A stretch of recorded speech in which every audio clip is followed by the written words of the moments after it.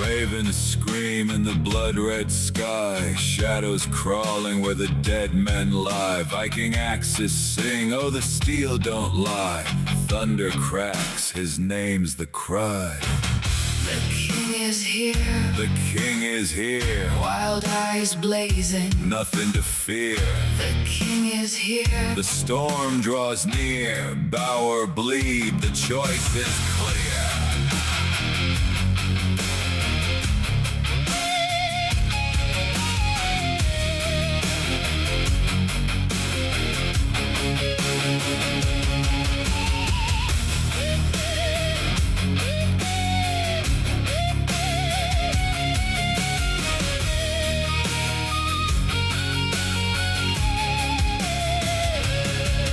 Mad laughter rides the howling gale. Waves of fury, shields like scales. Bones break under the hammer's tail. Flesh and fear, both frail. the king is here, The king is here, ravens feast. the end is near. The king is here, The storm is clear. kneel in ashes, taste the spear. Crown of iron, dripping flame, Carved by war, etched with pain. ravens rise. They call his name. The king is here, forever reigns. The king is here, forever reigns. Forever reigns. Forever reigns.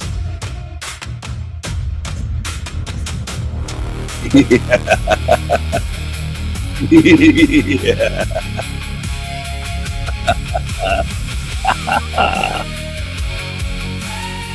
Steel flashes under blood-red skies. The Raven King laughs as the world cries. Storms in his footsteps, thunder in his veins. Enemies tremble at his name.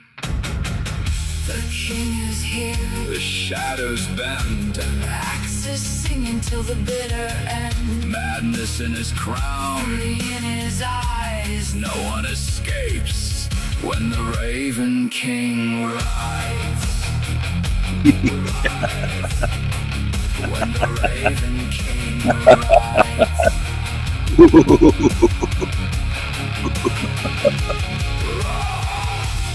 Raven circle, battle's done. his legend rises with the sun. The king is here, Chaos reigns. a kingdom forged in fire and chains.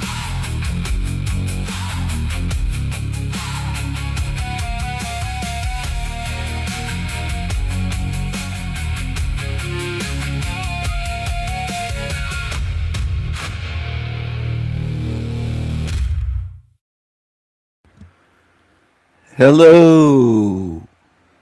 Hello. Hello, my tickets. Hello. Hello. Hello, how are you?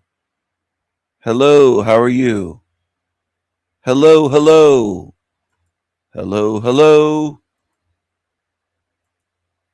Happy Saturn's Day.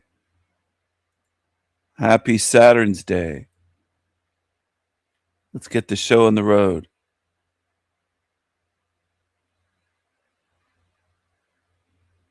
Let's bring some joy. Some joy.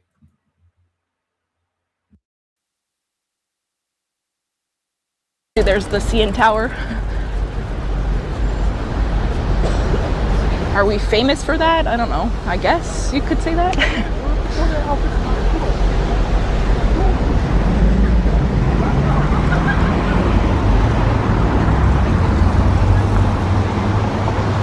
Chachoro says hi and let's go Knicks. Yeah, or the Knicks gonna take it, guys. What do you think? That would be big for New York.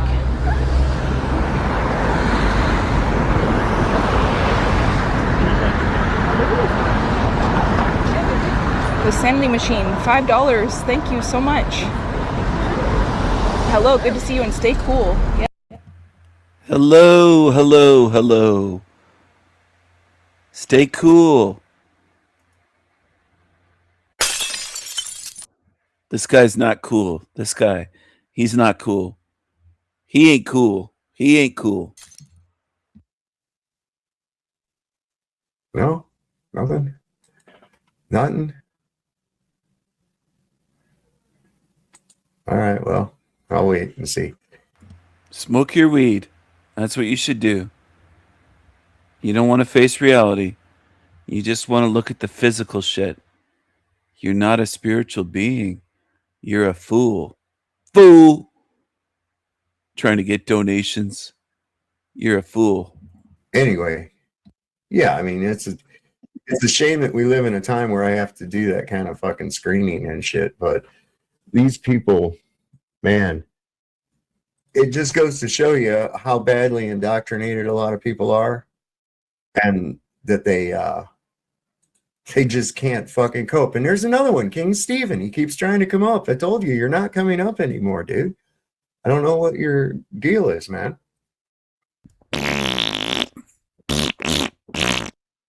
Anyway, I got a couple little videos on that, but if you guys are interested, and look.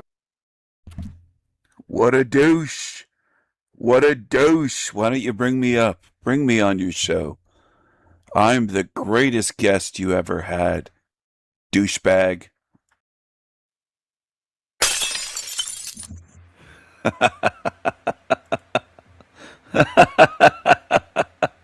You'll never get rid of me. Never. I'm going to haunt you fucking demons forever. And I have fun doing it. Doesn't bother me. It gets under your skin, but it's fun for me. You creepy creatures. You creepy, creepy creatures. Creepy creatures. A final solution. But okay, well, you know, Jack, I'm just, you know. But yeah, Jack, it's just, I don't understand some of the people in the world. Like, it's a Friday and people are trying to bring people down. Like, everyone should be happy today. Like, good vibes, Jack. Good beers. You know, I'm drinking some Stella right now, Jack. Good vibes, good beers, good people. It's not a good dude. Got a couple beers, couple burgers. Our problems are over, dude. I mean, that's like, let's just live a life and just be good to people and just have a burger, you know? What do you think, Jack? I look forward to doing that when I have a clear mind, and I. You don't look forward to doing that. You don't eat meat. You don't eat hamburgers. You don't drink beer. You're a former alcoholic. Don't lie. You're not going to have a beer and a burger. Don't lie. Don't lie. I know that there are not children and innocent men and women being murdered in the name of a state terrorist organization funded by American taxpayers and supported. You lie. By the administration of Congress. I'll be able to enjoy things like that a lot better. You're a liar. Fuck you. Talcott, you're a liar.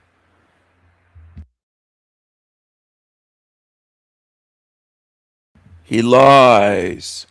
He lies. He lies. He lies. He's a coward. They won't bring me on their shit shows. They're afraid. And they also won't come over here. They're cowards. A lot of people on YouTube worship. They watch and worship. Cowards. Absolute cowards. Cowards. There must be a reason for my being. And so when I started considering that idea, I had to admit, I didn't know why. And since 2018, guys, I've been practicing this living life in the present.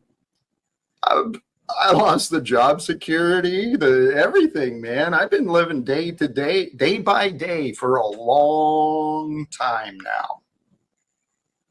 And I feel so alive. That's got to be God.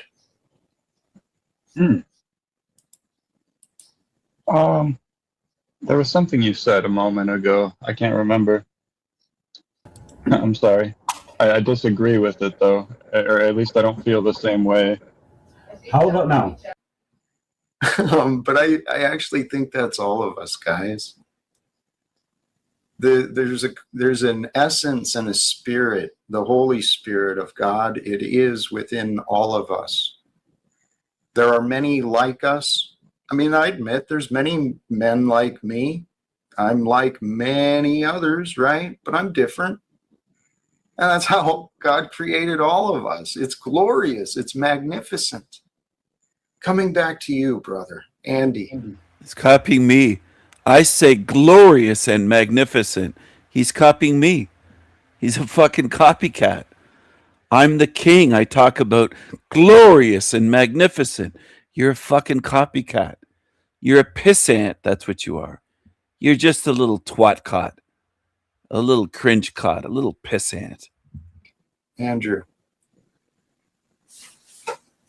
something that helped me rationalize in my life the possibility, right? Because my life, seriously, in 2018, right after I had that profound experience, shit was happening in my life that made no sense to me. Getting rejected from my family and job and everything else that was there. It makes perfect sense. Why would anyone want you in their life? Cringe maxing, cringe caught. He's very cringe. Look at him hugging Jesus. And Jesus is much taller. Look at this. Oh, that's pathetic. Look at this. You were never separate from the source. I'm laughing to tears. Look at that. How cringe is that?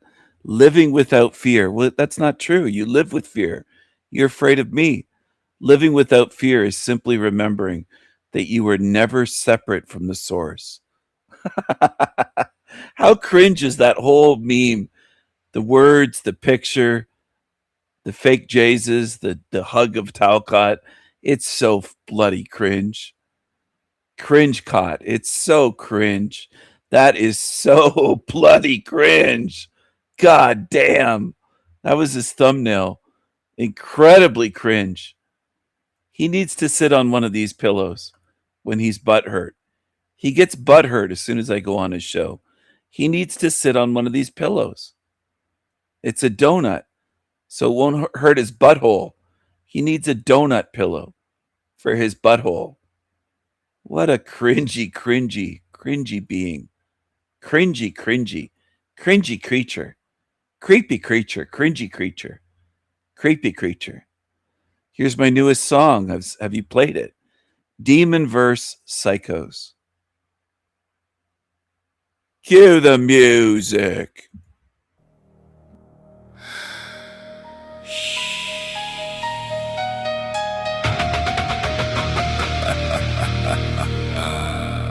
Parasite. Listen.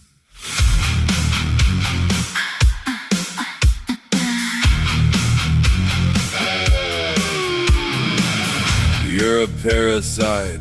You're a vampire of fun.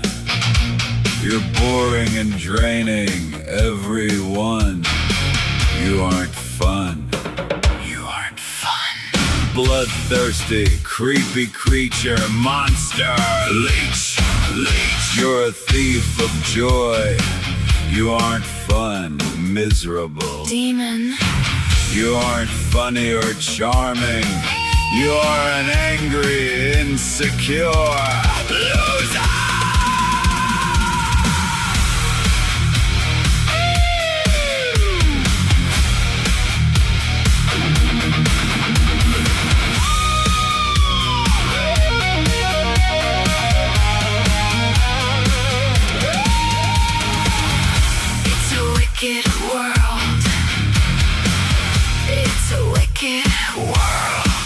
I see you.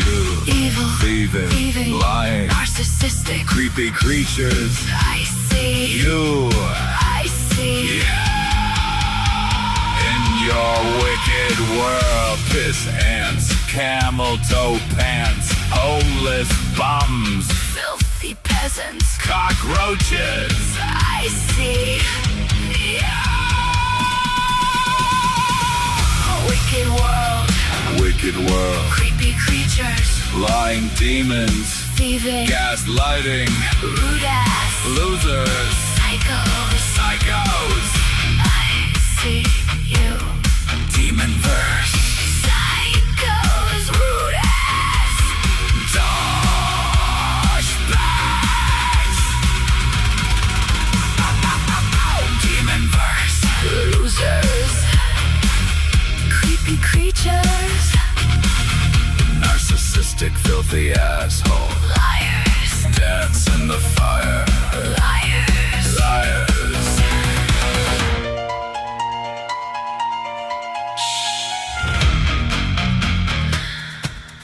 Parasite.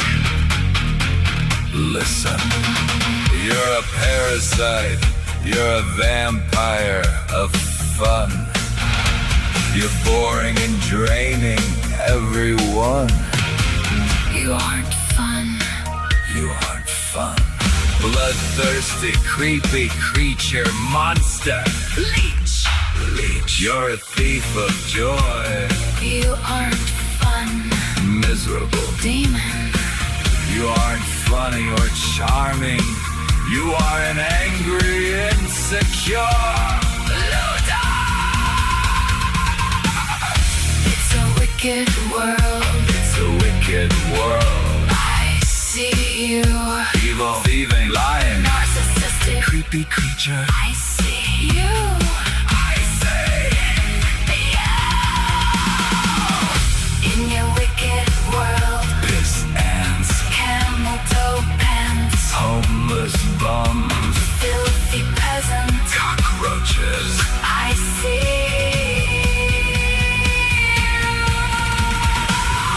Wicked world, Creepy creatures. lying demons, Fearing gaslighting. rude ass, Losers. psychos. Psychos. I see you. Demon verse. Psycho. Rude ass, Douchebags. Demon verse. losers, Creepy creatures. narcissistic, Filthy asshole. liars, Dance in the fire. liars, Liars. demons. Burn in the fire. Loser demons. Vampires, Dance in the fire. vampires, Liars. losers. Demons. Burn, burn, burn, burn.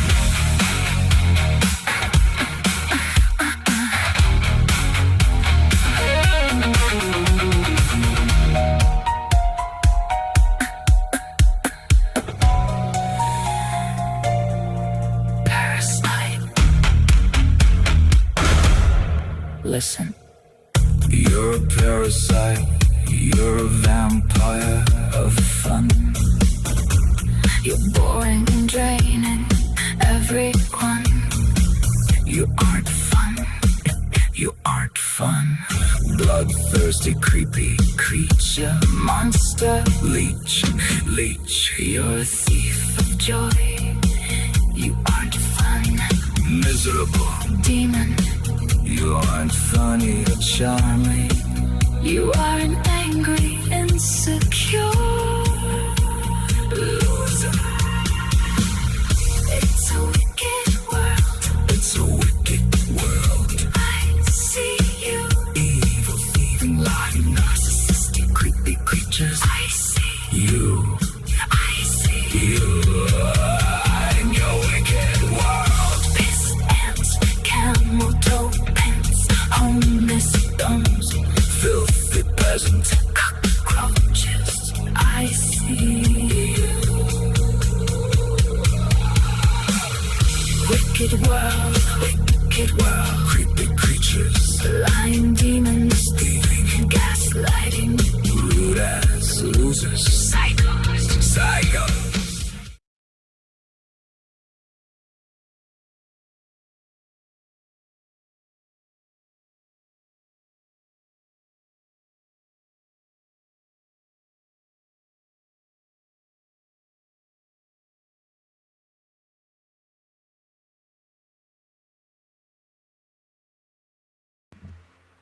Hello. Sorry about my voice. Hello, hello. Hello, my tiggas. Hello. Hello, my tiggas. We have 9 people tuned in. Most are lurking. They're afraid to say hello, right? Afraid to say hello. Hello, hello. Look at this. Hello. Hello. Hello, hello.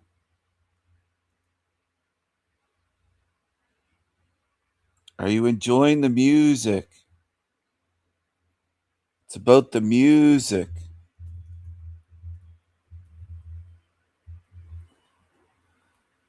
Enjoy the music. Hello, hello. Hello, hello. I don't know why you say goodbye. I say hello. Hello, hello. Hello, do I need a louder mic? Hello, can you hear me? Do I need to go get a louder mic? Hello. Hello. Hello. Why are so many lurking here? What's wrong with you? Why are they afraid to come on here?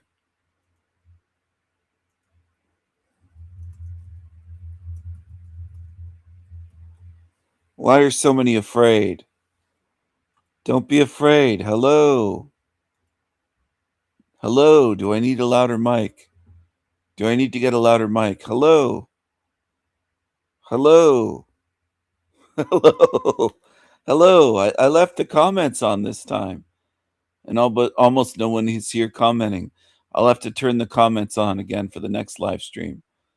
Or maybe they'll shut them off for this one. I don't know. Why aren't people commenting? What's wrong with you? Are you afraid? Hello. Hello. Don't be afraid. Hello. Don't be afraid. Hello. Don't be afraid. Hello. Hello.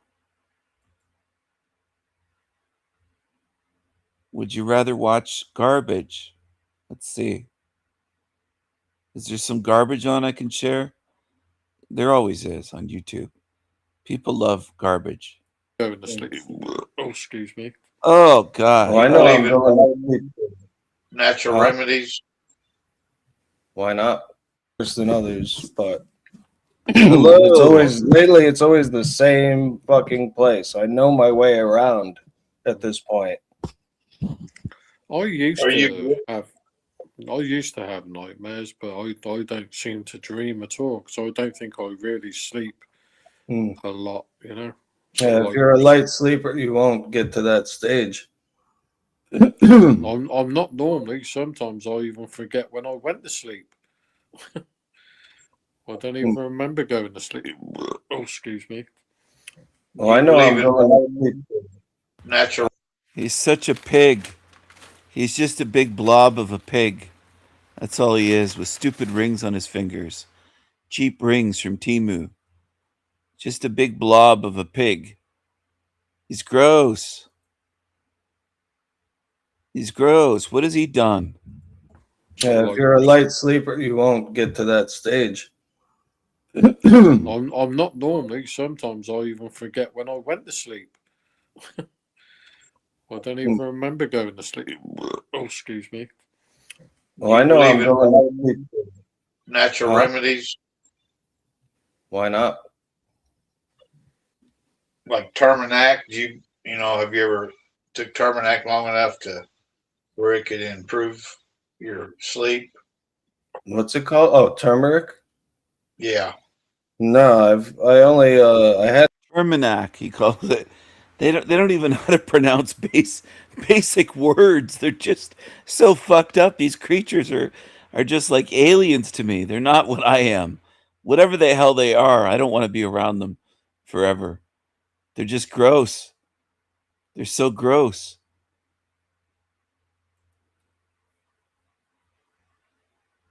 They're so gross. Let's go over here. Oh, horsey, long face horsey. It smell the horsey teeth with the lipstick on the horse. The lipstick on the horse. Here she is. And Tony Sayer is reviewing her. Of course, hundreds that like this shit. They love it. They love hitting the like button over there because he feeds them shit sandwiches and they love eating the shit. Reviewing Love Covered Life, debunking the soul trap. Look at this. This is good stuff. Follow this, people. This will really help you.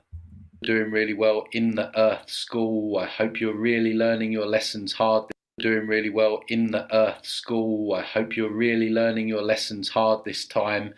Back today with another review. Before I get into it, as always, don't forget to hit the like, comment and subscribe. And if you'd like to work with me, check out my website, transcendingtimes.org. So this is Melissa from Love Covered Life podcast, which is a huge NDE channel. I've reviewed a couple of NDEs on this channel. So she's appeared a couple of times on my channel, but I've not actually reviewed her. She's very kind of anti. Why the long face, Mel? Well, I had this big teeth and I just long face for Jesus. I love Jesus. I love Jesus. Soul trap or anti-soul trick, as I like to call it. Some of her viewers actually recommended that she got me onto the channel to speak about soul trap, and she wouldn't have me on, which is kind of funny. She's got some weird vibes. Sometimes she looks like a bit MK Ultra, a bit druggy. I've mentioned that before on a previous review, and people tended to agree with what I'm saying. She looks good when she's drugged. I'm going to go back to that in a minute. I want to play this, though. 83-year-old East Bay woman attacked by wild turkeys. Wow. What's going on in East Bay? Where's that?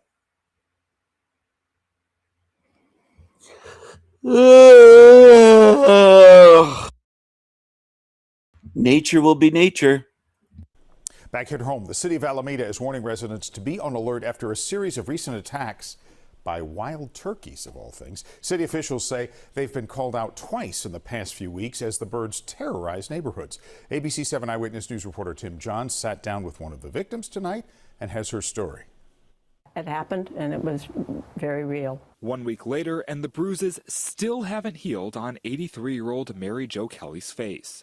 Last Thursday, the longtime Alameda resident was on her nightly walk when suddenly she was attacked from behind by a pair of wild turkeys. I went head first, and I broke my glasses. I hit my palm of my hand, my thumb.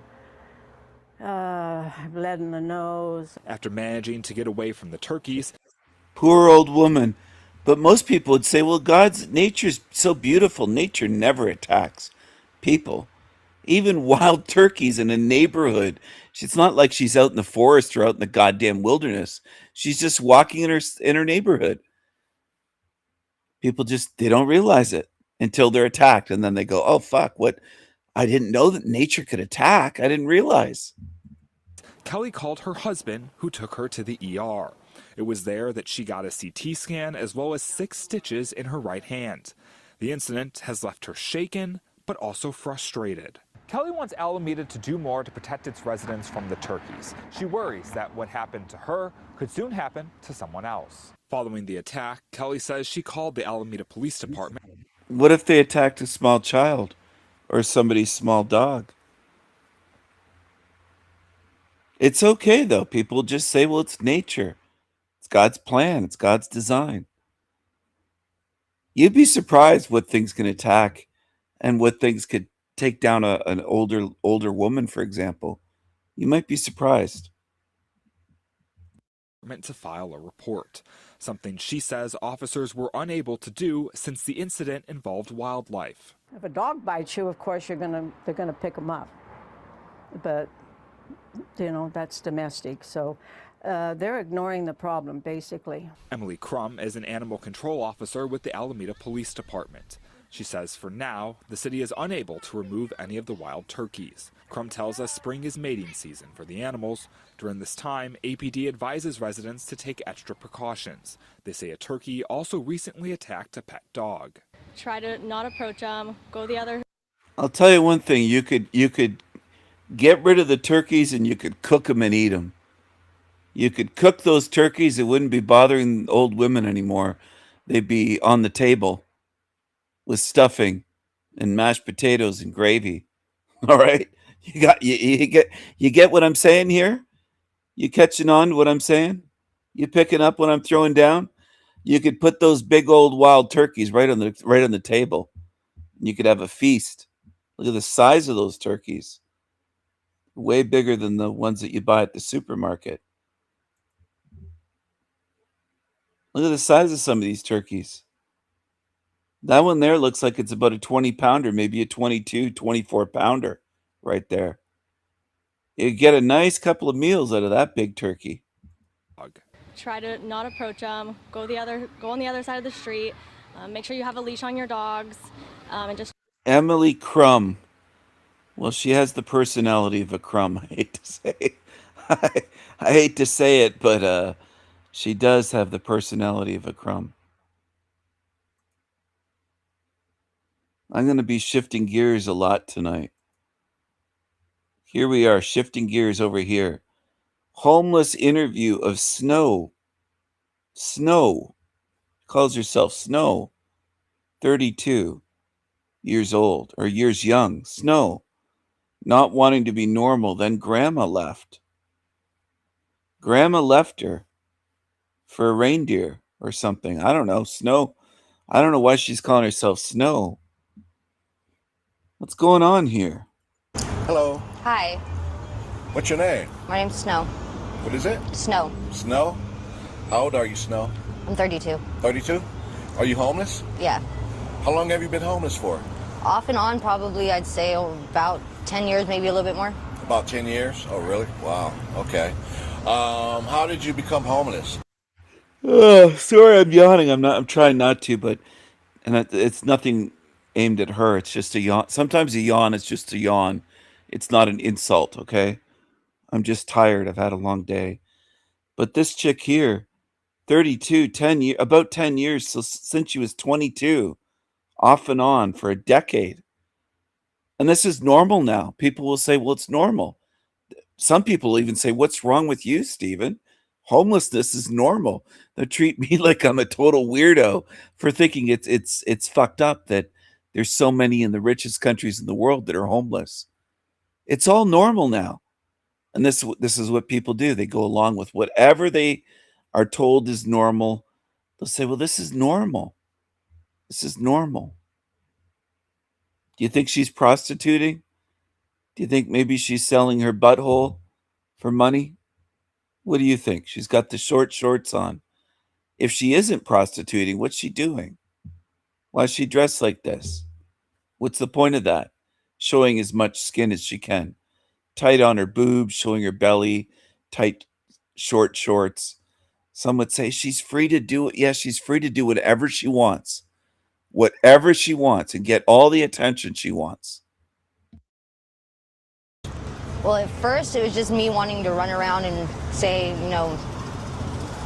whatever. I didn't have any rules out here, so Yeah. I didn't have to listen to my grandma and my mom and shit. So at first, it was just for the hell of it. And then after so long of being out here, my grandma just kind of didn't let me in anymore. And then after that, she went and sold her property and disappeared. So now I have nobody out here. Now you have nobody? So you're all alone? Yeah, Yeah? By yourself? for the most part. Where are you originally from? Fontana. Montana. What is the hardest part about being homeless for you?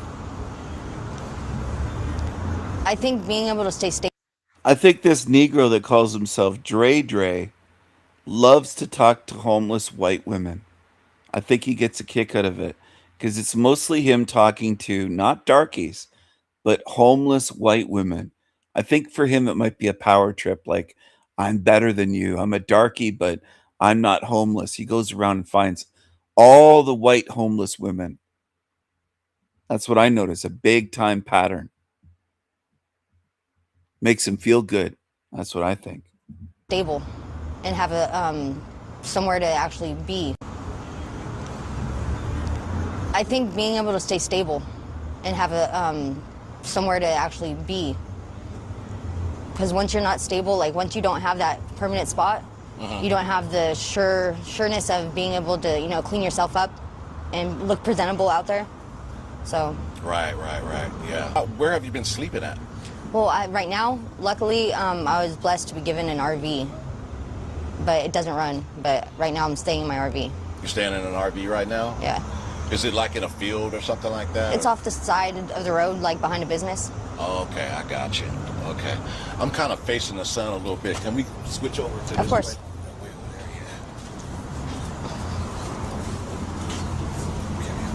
Yeah, that's better. How long have you been in the RV for? Since December, so I'd say about 6 months, maybe. About 6 months, yeah. Okay. She looks as older than I am, and she's 32. Now, she's not wearing makeup, but do you need to wear makeup to look 32? She looks rough. She looks like she's really aging out there. I guess homelessness takes a toll on you when you're out in the sun. You're out in the elements. I don't know. The dog doesn't want to look at the darkie. The dog's always looking the other way. How do you provide for yourself? I go out there and panhandle every now and then. People that help me out. People help you out? Yeah, like my friends, they'll come through and they'll give me like soda, juice, food, whatever I need. Okay, all right. How do people treat you? Honestly, it depends on the area I'm in. Like in this area, people, they kind of look at me funny. But treating me like bad or anything, I really haven't had too much of that unless it's like somebody else that's on the street. Yeah. Okay. So does that bother you at all? The funny looks a little bit. Yeah. I wonder what the hell they're thinking sometimes, but it doesn't really bother me. Yeah. What was your childhood like growing up? Neglectful. My parents weren't really there too much. I mean, my mom just kind of dumped me off on my grandma, and my grandma was kind of too busy with whatever the fuck she had going on, so I was just kind of fend for myself a little bit. Yeah. Do you have brothers and sisters? Yeah, not close, but I do. I have 2 brothers and a sister. 2 brothers and a sister. And where are they at now? Maybe in Redlands, but I'm not sure. You haven't talked to them? Nah, not in years. And I'm sure by now they already know and aware that you're homeless, right? Yeah. How do they think about that? They just kind of shunned me once I was running around and stuff. Yeah. Yeah, so it seems like it would be really hard for a young lady like yourself, you know. But I will say you do have it a little bit better than some of the people I've ran into because you do have an RV, you know what I mean? And so, for sure I do. Was there a time when you didn't have an RV? Yeah, there's plenty, yeah. There was times where I didn't even have a tent. There was times where I didn't have anything. Where I was literally just sleeping like right here. Like sleeping on the ground? Yeah. Basically. I bet that was scary. It was. It's hard to sleep that way. Yeah, I bet it is. What kind of experiences have you had being homeless? I mean, a lot of scary ones, honestly. Like what? A lot of times where I don't know the situation I'm actually walking into, just blindly walking into things, where I'm going, just looking for things. There's times where I've been damn near shot at just because I'm walking down the street next to somebody I know. Wow. There's times I have been jumped. Actually, I got stomped out. What do you call it? They collapsed both of my lungs. And they actually broke damn near all my ribs. Really? Yeah. Wow, that's crazy. Have you been attacked by like harassed or attacked by like any guys or anything like that? Being a young lady in the streets. Harassed every day. Yes. Harassing. What do they do? Cat call. They try to, I guess, propose sexual fucking favors. They what? Try to propose sexual favors. Oh. Okay. And there's people that, you know, How do they go about doing that? the weirdest ways. Like, there'd be people that, like, the other day, actually, I was walking down the street, and this guy in a big-ass pickup truck called me over. He's like, hey, I need help getting to the freeway, whatever. And I'm like, okay, well, I'm trying to explain to him. He's like, okay, but are you sure it's not that way? And I'm like, no, it's that way, dude. And I noticed that he had no pants on. No what? No pants whatsoever. No pants. Yeah, nothing on. And I was like, try to walk away. He's like, oh, I'm sorry. It's just, I had messed myself at work and did it. Dude. Wow. Yeah. And then you said something about cat walk or Cat calling. cat calling. Yeah, with the whistles that. What is that? It's when they're like, hey, you. Just like trying to get your attention, calling from far. And you're like, hey, mama. Oh, I got you. Yeah. Kind of like flirting. Yeah, I mean, if you call that flirting, yeah.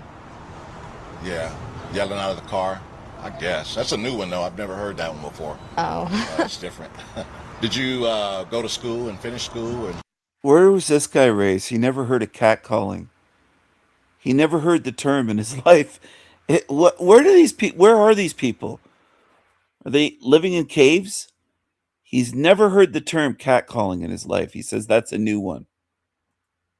Yeah, I mean, for the most part, I went to high school. I dropped out in 10th grade, technically. But then after 2 years of homeschooling, I ended up just dropping out from that and going and starting nursing. And they helped me get my GED in the nursing school. And you got your GED? Yeah. Okay. And nursing school? Yeah, I had started with an MA. I went to LVN, and I was almost finished with my LVN, but I caught a 5150, and they took my NCLEX. Wow. Do you have any plans to try to finish that? Or? Honestly, I keep trying, and then something always gets in the way. It's probably just me hesitating, but yeah. What is your plan? As of right now, just to get off the street. Get off the streets. Yeah, get off the street and go back to my kids. Any ideas? How you might do that? Yeah, I have a lot. I mean, I could follow through with my probation, and they have housing assistance and everything. It's just I have to test clean for that, and being out here, it's kind of harder to be clean. Yeah, right. What is your worst fear? Being out, being homeless. So she can't test clean. She's on drugs. Like almost all homeless, they're on something. That's the way it is. That's just the way it is. Some things will never change. That's just the way it is. A lot of people don't want to face the way it is, I notice. A lot of humans like to play games and do mental gymnastics. They don't want to face the way things are.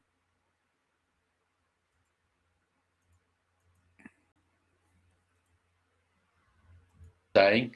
So there is that as well. But I'm going to find out what she has to say about Soul Trap, why she thinks it's not. And yeah, let's see what she's got to say. Anyway, the topic that I'm going to be talking about is what they call the Soul Matrix reincarnation trap. See, look at the eyes. They just look very like drugged up. Is the best way I can describe it. Like, I don't want to be horrible. I'm not saying it to be an asshole, but she just don't look all there. And it's the idea that is becoming more and more prevalent in the online community, in the near-death experience community. It's becoming more prevalent, so let's send out the shills to debunk it, quote unquote. That we are actually living in a reincarnation trap. And I don't want to get into too many of the details about this, because Why would you not want to get into the details of what is is the most important topic of the whole conspiracy arena. What happens when we die? This is the question that's been on the lips of everyone throughout history, and you don't want to get into the details. Why? Is that because there may be things that you can't explain, or the Soul Trap explains perfectly well and you don't want to go there? Makes you wonder. Or is it just lazy journalism? Is it lazy research? Lazy journalism. Lazy Daisy. Lazy Daisy. Lazy Daisy. I don't want to promote this. I don't want to give it power. But the basic idea is that what they're saying is that near-death experiencers, when they have an experience, or pre-birth experiencers, when they remember planning their life, are actually, they're all being tricked. It's all one big trick. The light is it's a soul trap. It's basically like this thing that sucks you in and spits you back out into another life against your will. And that basically, but it's interesting she uses the word promotion, right? This isn't about information that should be popular or not popular. If her channel was really truly about giving people the all options, then she would have all opinions, right? Because this is what we're all trying to figure out. There shouldn't be one bias towards another, right? I speak about Soul Trap, but I'm actually reviewing NDEs as I'm doing it. So I'm giving, people can see both sides as I'm talking, but she won't even go there at all. So she's promoting one side of it and not giving the full story.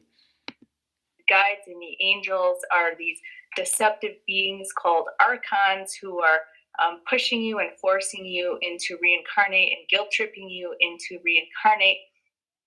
And another big part of this that people keep saying is that the evidence shows that they are. How many times have I looked at it on this channel? We've seen it, God stuffing people back into their bodies, angels deceiving people, guides deceiving people. It's going on, but she wants to deny it. 131,000 subscribers, she wants to deny what these NDEs are saying. they're wiping your mind, and that's why you can't remember your previous existence. So what I'm going to do is I have my notes here because I'm actually super nervous to talk about this topic. Yeah, she's super nervous. It's almost like she's been told to get on camera and make this video, right? If you're confident in your work and your field, then there shouldn't be any nerves when you're talking about it. But she does. She looks nervous. She looks like someone said to her, "Look, go on camera, and this is what you need to say." She's got it all written down. Because I've been getting so much hate mail these last couple of weeks over just making a community post about it. So I have my notes here. If you see me looking down, it's so that I can keep track of what I want to talk about. And I'm just going to share some of my thoughts on this topic in general. And then I'm also going to address the three main comments that I see coming up in my comments section. From my perspective, my personal experience as somebody with pre-birth memories and a near-death-like experience, and what I specifically remember about these things. So yeah, but you can't bypass hundreds and thousands of other NDEs just with your own, because we know that they simulate them to your favor. You're given certain experiences, you're shown the heavenly realms, you're given the love bombing and all of that stuff. So just because you've had a love and light experience, that doesn't discount everyone else's experience. And you should look at both sides of the coin. You're just completely disregarding the more nefarious NDEs. The first thing I want to say is that if this is your belief, if you're watching this and you believe in this, I don't have a problem with you or with you having this belief. You are free to believe whatever you want. It's good to have differences of opinions on things. Yeah, but that, what you're saying and your actions that doesn't correlate, because you're not showing the full picture on your channel. Not out to get you or to prove you wrong, but what I'm seeing in my comments specifically is people being really aggressive about this, and honestly it reminds me of fundamentalist religion. Aggressive or passionate. And you know, the New Age itself is a cult, it's a religion. So, you know, I think people who have figured this out they do get quite angry when these huge channels don't give the full picture, won't have people like myself on to really deep dive and explain what's going on with all of this stuff. It does make you angry because people are being deceived by proxy of not talking about it and not acknowledging it. And how fundamentalist religion acts, pushing a very fear-based narrative. And then I see a lot... Fear-based. Notice how she gaslights people with that.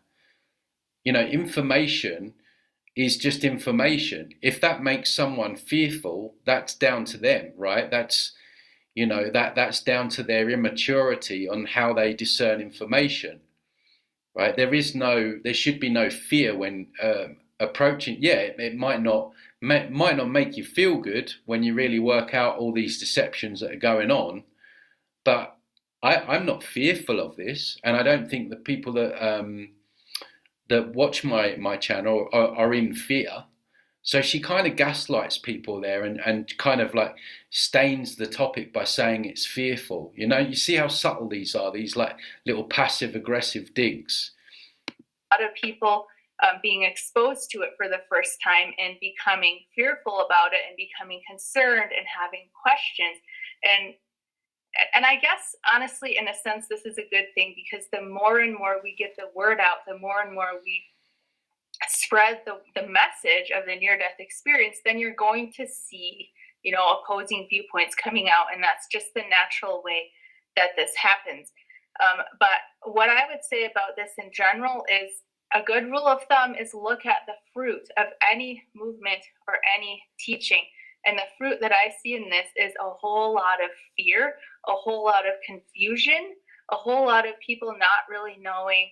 I mean, it's not really based on any solid evidence that I can find, and I've tried to track it back to its origin. So if somebody has any link to share that seems like convincing evidence to support. That's nonsense. That's absolute nonsense, because there are thousands and thousands of, like, you can just type in NDE into YouTube and you can pick any of them and you will see the deceptions. You will see where they get love bombed. You will see where they get taken for their life review and guilt tripped with karma and nonsense, the idea of heaven and hell, and then they end up being recycled. To say that there's no evidence at this stage of the game it's just an absolute outright lie, basically. And again, it does make you angry when you really know the severity of our situation and how important it is that we get it right because of the memory wipe. And you have this woman out here with 131,000 subscribers saying, oh, it's fear-based, we shouldn't look at that. Spiritual bypassing. For at this point, feel free to share it with me. But the only things I've been able to find is a few outlier near-death experience testimonies that are saying something about, you know, I felt like the light was going to wipe my mind. And they're not outlying. There's loads of them. Again, she's lying. A couple of channeled sources, which I don't consider to be very reliable based on other information that they're putting out that is just really outlier information, just outside of the I get the feeling she's talking about people like myself.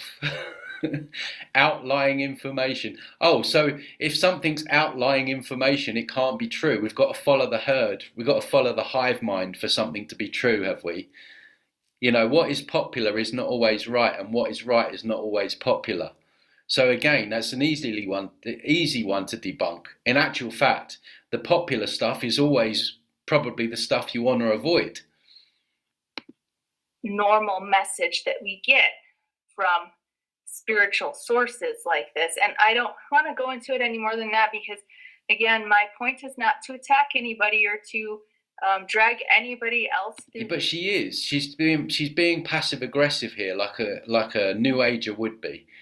That she's trying to say it in a. She's having a dig, but she's saying it in a like an airy fairy way, so it looks like she's not having a dig, but she really is. And again, she looks completely drugged up. The mud. I just want to say I don't agree with this. I don't see any evidence that this is the case. The vast majority of near-death. Someone in the comments has put slit eyelids. Even they can see it.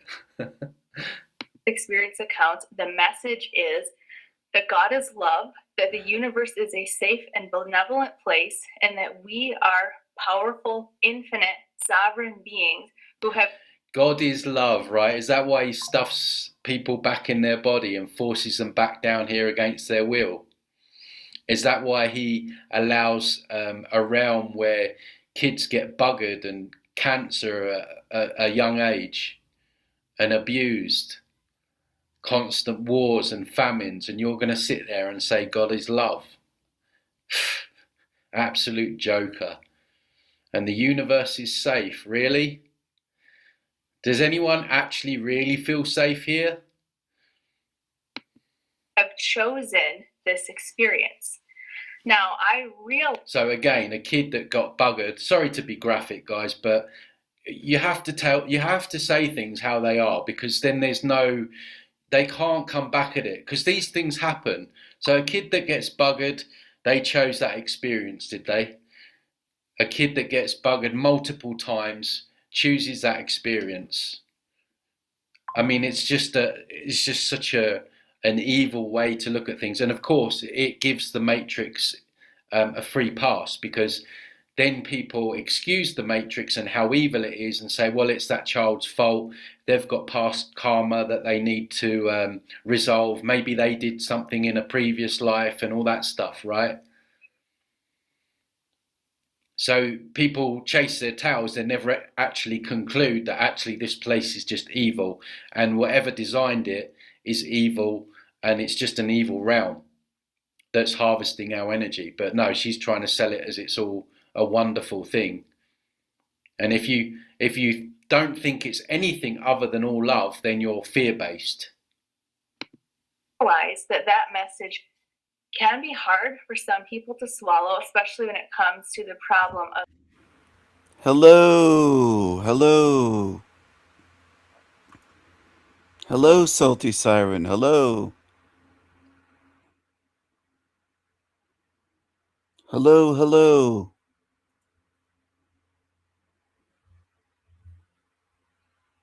This is Mel from the Love Covered Life podcast. What a woman she is.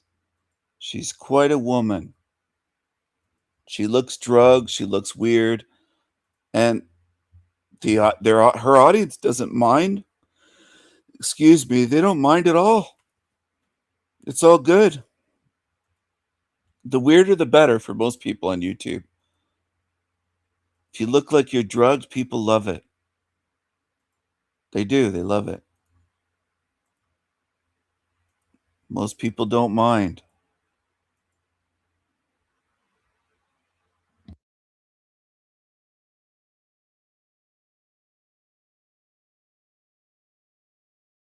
How do I know that? Well, the number of subs, the number of views, the number of likes, the number of comments, it all shows that most people love weird shit. They love channels where someone is weird, where they look drugged, where they look zombified, where there's something weird about their face, whatever. They love it. Most of you on Earth just run for that stuff. You don't run away from it. You do the opposite. You support those channels far more. That's why she has well over 100,000 subs. And every time she posts a shitty video that programs people, people flock to it and watch it. Because that's what humans are good at. Humans are good at being duped and supporting shit that will dupe them. They love to support shit. It's what most people do here. It's what most people do here. Of suffering in the world. And really, when we try to answer the problem of suffering, like why are we suffering? It is the hardest question to answer. And no matter what answer you give to it, She's just going to give it lip service now, isn't it? She's acknowledging it because she has to, because that's the obvious question. What about suffering? So now she's just going to give it a load of lip service, I'm sure.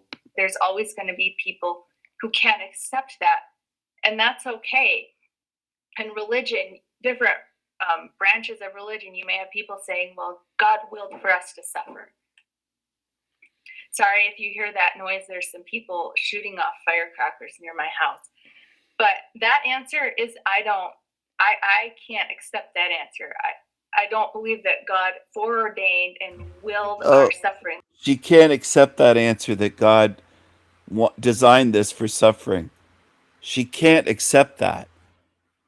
She doesn't care if it's true or not. She can't accept it. But that answer is, I can't accept that answer. I don't believe that God, people shooting off firecrackers near my house. But people shooting off firecrackers near my house. But that answer is, I can't accept that answer. I don't believe that God foreordained and willed our suffering like they would teach, like in, I can't accept that answer. I don't believe that God foreordained and willed our suffering like they would people shooting off firecrackers near my house. But that answer is, I can't accept that answer. I don't believe that God foreordained and willed our suffering like they would teach, like in reformed branches of Christianity, that God predestined it all. I don't accept that form. The truth doesn't care what you accept. The truth doesn't care about your feelings. It doesn't care if you're fear-based. It doesn't care what your opinion is. The truth is objective. It's not subjective. You don't get to make it up based on your feelings, right? So when she's saying, I can't accept that, she's in her feelings, because that, to accept that would mean that her whole life view has to change. I think she's probably controlled anyway, but it doesn't care. A lot of these new agers say, well, that's your truth. Well, there's an objective truth in everything. If the sky is always going to be blue, no matter how much you want it to be green, right? It's always going to be blue. So these people, especially these new agers, think that they can just change it based on how they feel. It's just nonsense. That answer to the problem of suffering. Now, the answer to the problem of suffering that near-death experiences is giving is that we chose to come here to have this experience, knowing that it is a temporary experience, and that it's just basically like acting out a play or acting out a movie or going to sleep at night and having a dream, and it's not real compared to ultimate reality. I see that. I find that such a gaslight. It's like when David Icke says, "Oh, it's all an illusion." No, it feels very real. And she's just absolutely. She's just completely bypassing all the real trauma and suffering that people and children and animals go through. It's just, she just brushes it off like it means nothing. Oh, well, that's their choice. And that we're still in charge of that. We're still sovereign beings that chose to have that experience. I think that's an answer that is far more acceptable to me. We're being tricked. We're being tricked with the life review, guilt tripped. Oh, you're a bad person. So at some level, yeah, maybe we're being shoehorned back down here and being deceived, because she talks about sovereignty, because people are not sovereign and they're not questioning these entities, these deities, these, angels, guides, whatever. If we were really embodying sovereignty, that's just a throwaway word for her. She has no idea what that word truly means. And she's not sovereign herself, because she's just smoking the hopium crack pipe.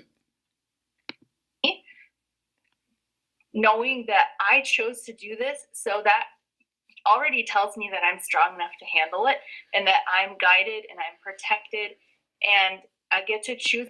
Okay, that's your, mollycoddled Western life, but a kid in Yemen that's just had his building blown up and seen his parents' limbs blown off, right? Is that kid being guided? Well, like what? Like, this has to apply to everybody here, not just you. It's my next experience, what I do and don't want to do. But I can understand how people who have suffered far more deeply in this life than I have, that may not be a satisfactory answer for them. And so they're saying, no, I would never choose this. That's basically victim blaming, to say that I chose my suffering. And so are now looking for an alternate explanation. And what some people... Well, yeah, of course, it's logical. If you've been, sexually abused, you've lived in a poverty, or of course you're going to say that, because there's no one in their right mind would choose to have that experience. Why do we have to go through such hell to learn lessons? People apparently are coming up with is that we're living in some type of soul trap matrix that's being enforced upon us by deceptive beings, and which in my mind, how is that an answer? That just makes the problem so much deeper, because now we're not only... Well, yeah, congratulations, it does make the problem deeper. So if the problem's deeper, that's where we have to go. That's what we have to look at. That's the shit sandwich we have to eat. You don't just get to go, oh, that doesn't feel good, because that doesn't feel good and it's more of a problem. I'm just going to carry on this road where I'm going to walk over a cliff face anyway. Like, how does that logically make any sense? This woman is absolutely delusional, and she does make me angry. Only dealing with suffering on earth, but we're dealing with deception when we pass on. And if a good God wouldn't allow suffering on earth, but now our solution to that is to say that now God is allowing some, plot that's far more deeper than just the suffering on earth. That doesn't make a whole lot of logical sense to me. Maybe it does to you, and if it does, that's fine. But to me, that just seems like people needing to have a fear-based narrative. People need... Again, the gaslighting with the fear-based. You know how in the New Age they tell you you've just got to focus on the positive, and anything negative is kind of demonized, right?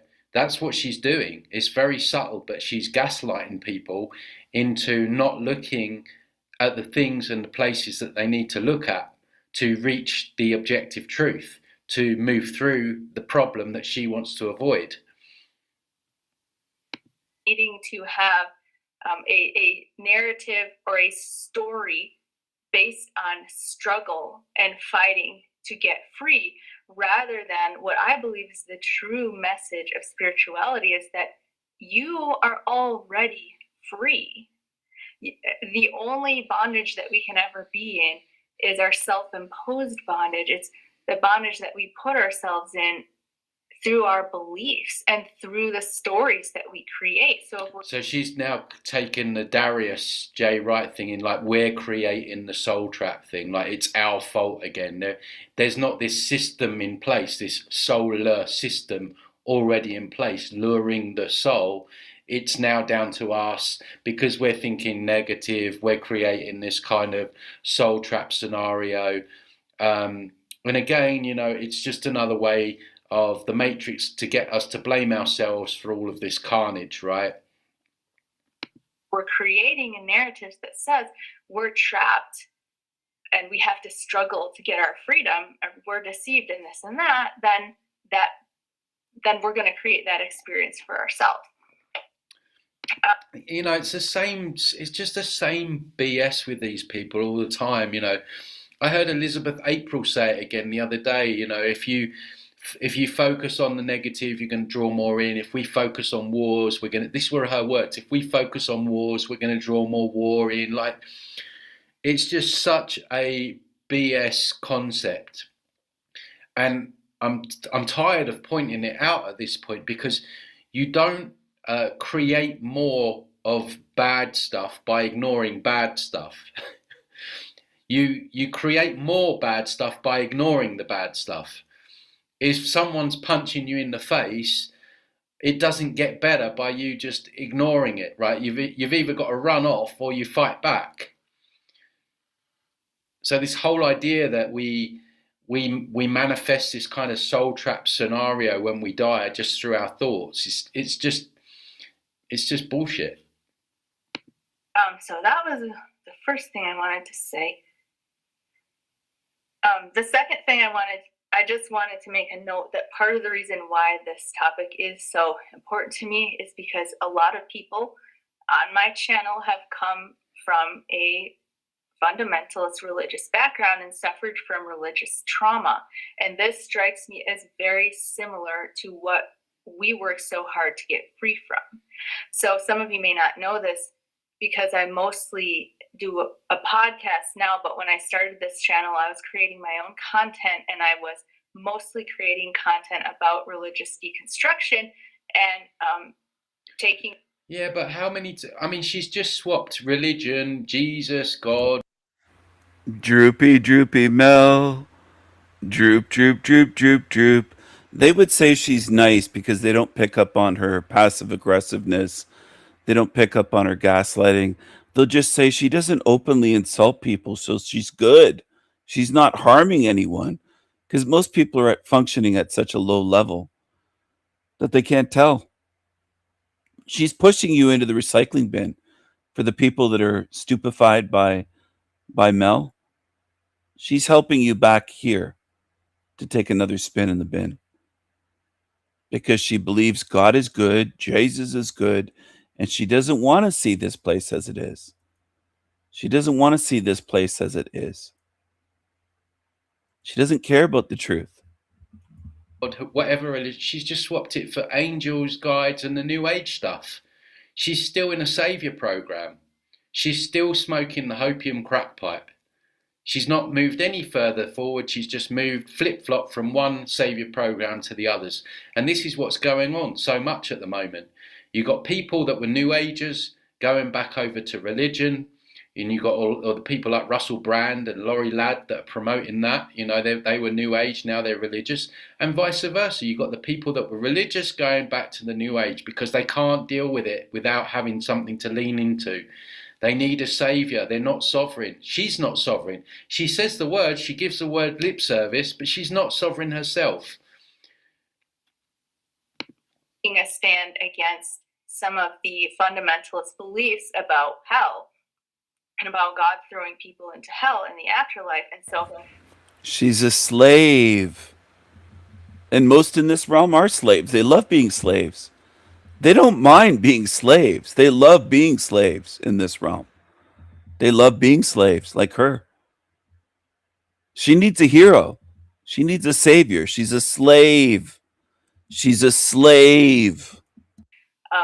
Now we're getting the message out that that's not the case, that God is love, that the universe is benevolent. Yes, we're responsible for ourselves, but everything is working out for our highest good, right? We don't have to worry that we're going to be thrown into hell and tortured forever.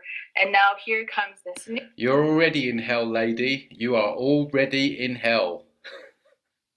New fear-based narrative to say, oh, but by the way, maybe you're... Tony stole that from me. This is Tony Sayers 8 hours ago. He stole that from me. I've said you're already in hell, lady. Word for word, he copied me on that one. You're already in hell, lady. He got that from me. You know you did, Tony. Word for word. You're not going to be thrown into hell forever, but you're going to be stuck in an endless reincarnation cycle unless you can figure out how to get free of it. And so that's part of my concern. That's part of the reason why I'm addressing it. Once again, if you believe this, that's fine. I'm not out to convince. But it's not fine though, is it? Otherwise you wouldn't be making this video. If it was fine, you'd just allow people to, have their opinion on it. But you've felt the need to make an entire video in order to debunk it, which you've not even done a very good job. Convince you that you're wrong or to attack your beliefs. And I've had a lot of people say to me this past week, "Oh, why even bother talking about it? Just let them do whatever they're going to do." Because people come to my channel looking for relief from that type of. Exactly. They're looking for relief. They're looking to feel good. So if you're just looking for relief and you're looking to feel good, the Matrix will give you that. These people will give you that. But is it actually going to end up in your freedom, your ultimate freedom? We know it's not, because of the rug pull, because of the life reviews and the trickery and everything else that goes on. And we're now finding out that there's a whole entire processing center with an afterlife resort realm where people go in between lives. And she just wants to ignore that. Oh, there's nothing out there. Send me a link, when there's thousands of links. And they're telling you in films and all of this stuff what's really going on. You're just selling people hopium. That's what you're doing. And you don't want to upset the apple cart. And there's people coming to her channel that are saying to her, you need to look at this, and she won't do it. Belief, that type of fear-based belief about the afterlife. And I want to make it very clear on my channel that I don't believe that. I don't promote that. And I will delete comments that are of an aggressive nature. It's fine if somebody's asking a question or just sharing an opinion. I wonder how aggressive those comments really are in reality. They're probably just saying, look, can you look at this? Can you get this person on? Why won't you talk about this? You know, I bet her idea of aggressive is not really aggressive at all. But I've had a lot of very aggressive, very like proselytizing type comments over the last few weeks. And so I just feel like I need to make my views known on this topic. So, but I've had a lot of very aggressive, very like proselytizing type comments over the last few weeks. And so I just feel like I need to make my views known on this topic. So moving on, another thing that I want to address before what annoys me in the title as well, it's like find out the truth, you know, like this video is the ultimate truth. You know, I would never put that in a title, find out the truth. And David Icke had this in the background of his recent podcast. I forget what one it was. It was like the truth on everything. You know, it was almost like sending out a message like, this is a one-stop shop. You know, just come here. I'll give you the truth on everything. You know, these things are very subtle, but they're noticeable. You know, for the unkeen eye, you'd look at that and like, oh, we find out the truth. Oh, I'll watch this then. It must be the truth. Because that's how most people think, even in the alternative media. I really get to the heart of the issue is that I'm not saying that deception is not possible. I'm not saying that there aren't deceptive beings. Even in near-death experience accounts, this comes over. I mean, this comes out. Look at Howard Storm's account, or Betty Eadie, or Pauline Glamachek. People encounter, and people who astral project will tell you the same thing, that yes, there's deceptive beings, there's deceptive teachings, but really what it boils down to is, where are you at in your state of consciousness? Oh, so it's our fault again, right? I got it. These people, honestly. So she admits that there's deceptive entities. She has to, really, because if she completely denied it, when there's obviously now people are pretty aware that there's these negative entities, but again, now she's blaming the person. It's where you're at, you know, your lessons. Just sickening. It really is sickening. And also, what I remember of the afterlife, and what many other people have said, is that it is very thought reactive. So if you're going to be creating an experience based on what you believe in your mind, and if you are going into there like believing a fear-based narrative, it's going to be Again, she's blaming us. She's blaming us. Are you telling me that all the people that died and that got recycled and went through the memory wipe and had the life review and ended up at the processing center and got love bombed by the false light, are you saying that they were thinking about the soul trap when they died? Because most people aren't even aware of it, especially past generations. Most people will not even have a clue that there's this soul recycling going on. So to say that, you know, these people that died are somehow creating it is, again, absolute nonsense. There's a very intricate system in place. more likely that you'll create that type of an experience. I don't want to get too much into that right now, but I just wanted to say, you know, whatever you call them, whether you call them demons or archons or service to self entities, I do believe, I'm not saying that somebody couldn't be deceived. What I'm saying is that the entire system that we're a part of is not a deception. The entire system. But for me, right, this is again where, like, if I'm new to this and I'm starting to learn that there's deceptive entities, then I would want to continue down that trait, right? Because how do we know that there's not more deceptions? So she's kind of like stopping people in their tracks saying, oh, look, there's deceptive entities, but just don't worry about that. It's your fault anyway if you believe in the soul trap. So she gives lip service to things, but a person needs to continue down that road and really find out what's going on with these deceptive entities. But she's like, no, just stop right there. You know, it can happen, but, you know, luck of the draw, and it's your fault if it does. Like, well, that's what gatekeepers do. And as for lip service, look at how thin her lips are. Her upper lip is almost not there, even with lipstick. Very thin-lipped. Very thin-lipped. Very creepy creature. And people love her. They love creeps in this realm. Most walking this earth love creepy creatures. nonsense.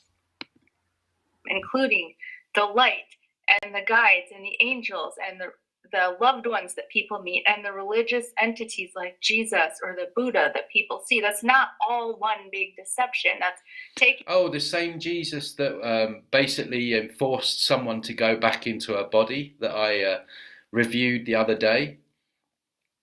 The same angels that lie, that manipulate, that shapeshift, that deceive, the simulated realms, the shape-shifting loved ones. Yeah, no evidence for that at all. Taking it quite to an extreme, in my opinion. And as I've always said, I think it's a very good idea whenever you're dealing with anything in the spiritual world to make sure you're protected, ask for protection, ground yourself in your own state of being, and ask for guidance and protection from who? From what? Like you're just like throwing a bone out there. It's like somebody that you trust. Like for me, that would be Jesus or whoever that is. She just told us that she was out of religion now, but she's still asking for Jesus for help. So she's not even out of religion anyway. Is for you. Like, for instance, when Pauline Glamachek had one of her near-death experiences, some entities appeared to her, and she said they were trying to grab her and force her against her will, and she simply said, no, I'm waiting for Jesus. And that's all she had to do was swapped one bad cop for another one. I bet they were like, okay, then we'll let that happen then. Stand in her own power. And in her case, calling on the name. Standing in your own power is not asking for a savior to turn up. Newsflash. Name of Jesus. Again, with Howard Storm, all he had to do was call on the name of Jesus to get rescued from the entities that were tormenting him. How many times have we seen these good entities play good cop v bad cop? They're on the same team, right? It's the same as politics. It's like the Red Party and the Blue Party, Conservative and Labour, Liberals and Democrats. They're still evil. It's just a different shade of evil. It's two wings of the same evil bird. So you've got entities that are attacking, but then she's leaning into Jesus, who's also an entity. So that's something that's good to keep in mind. Now, to get down to the specifics of this theory that's being promoted, there's 3 things that I want to address from my own personal experience. The first one is this idea that the light is a trap and you should not go to the light. And I can't speak for anybody else, but what I want to do is speak from my own personal experience, because I have very strong and vivid. How can you trust anything else she says when she's got so much wrong already? It's like there's no way I would trust anything this woman says based on what she's said in the first part of this video. She's all over the place. Rebirth memories of the light. And in this theory, where they're saying that the light is a reincarnation soul trap, the light is being talked about as if it's this like impersonal system that is sucking you in and spitting you back out. Basically, yeah, it's light frequency technology which mimics real kind of like essence energy and gives people this artificial love bombing effect where they end up in like a rabbit in a headlight. And it lures you back in. It's telling you in the words, soul lure system, luring the soul into the system. But no, we'll skip over the wordplay, even though they're telling you what this place is. And not to be rude, but I don't mean this to sound rude, but she's going to be rude. From my perspective, as somebody who's experienced the light and has very strong memories of the light, it's just laughable. It's just laughable to describe the light that way or to think that that's what it is. The light. Yeah, but that's your experience. I mean, we weren't there, and we've seen in thousands of videos what happens when people go to the light. It never ends well. So your experience really means nothing. You know, you could just be saying that. We don't even know if she had an NDE. The more I watch her, the more I think she's in the club. But anyway. So much more than it is possible to describe in human words. And that's where I really get frustrated, because I want to transfer this information and I don't quite know how to do it. But the best way that the best words that I can use would be to say that the light is God. The light is more than just a being. That would be a red flag for me. It's straight away. I don't want to be me. God's the biggest control opposition ever. I mean, God, who gets billions of prayers a day from people in desperate situations and leaves them all on red, punishes people if they don't believe in him.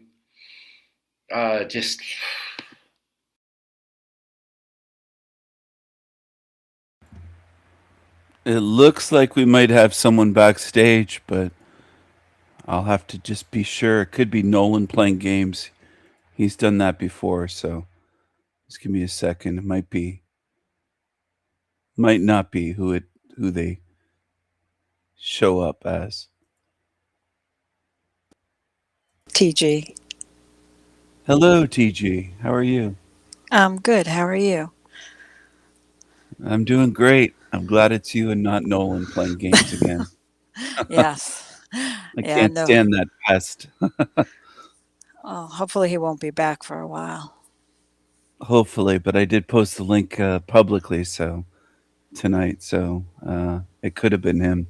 But what are your thoughts on this ginger bun lady claiming that the light is God, that the light is the same thing as God, and does she have? Where's her evidence for any of her claims? Is what I'm wondering. She doesn't have any evidence. She's. What did she say one time, a long time ago, that her father was a preacher or something? So she's, a religious, fanatic or believer in Jesus and God. And I think you're right. I think she did mention her father. She's from a super religious family. It's fascinating, though, how she's kind of melded the new cage with religion, with Jesus.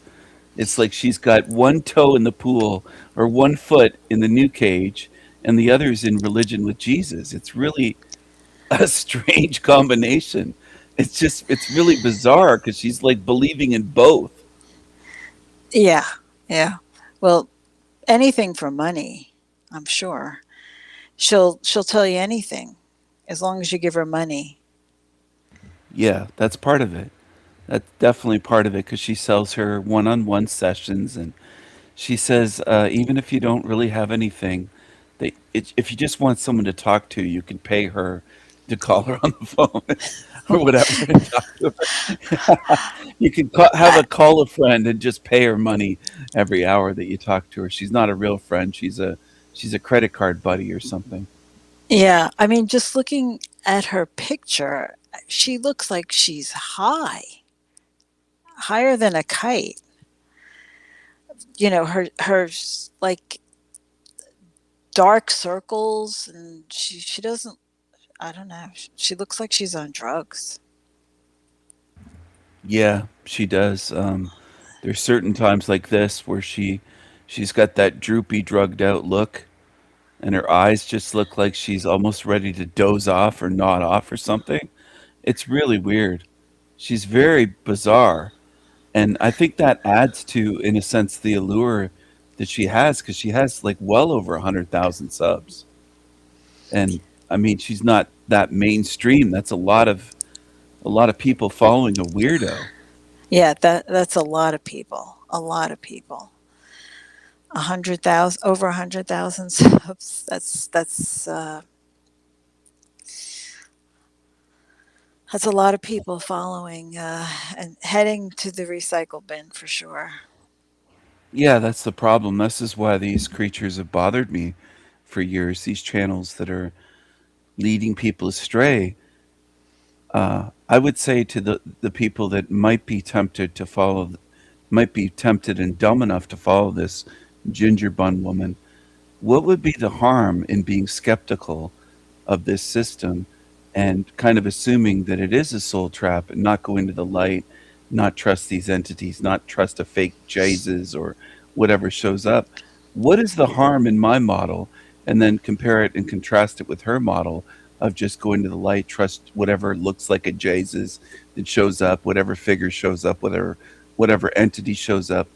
Because I see massive harm in what she's pushing, and I don't see a downside for what I'm saying. To be skeptical, use discernment, not just follow. Be a sovereign spirit. Be strong. Be Viking strong. Don't be a follower. I don't think there's anything wrong with what I'm teaching, and none of these creatures from the New Age are able to point out anything wrong. They'd love to if they could, but they can't do it. No, your model is, if people really did pay attention, they would see that your model makes sense. I think a lot of people are afraid to not believe in God or Jesus.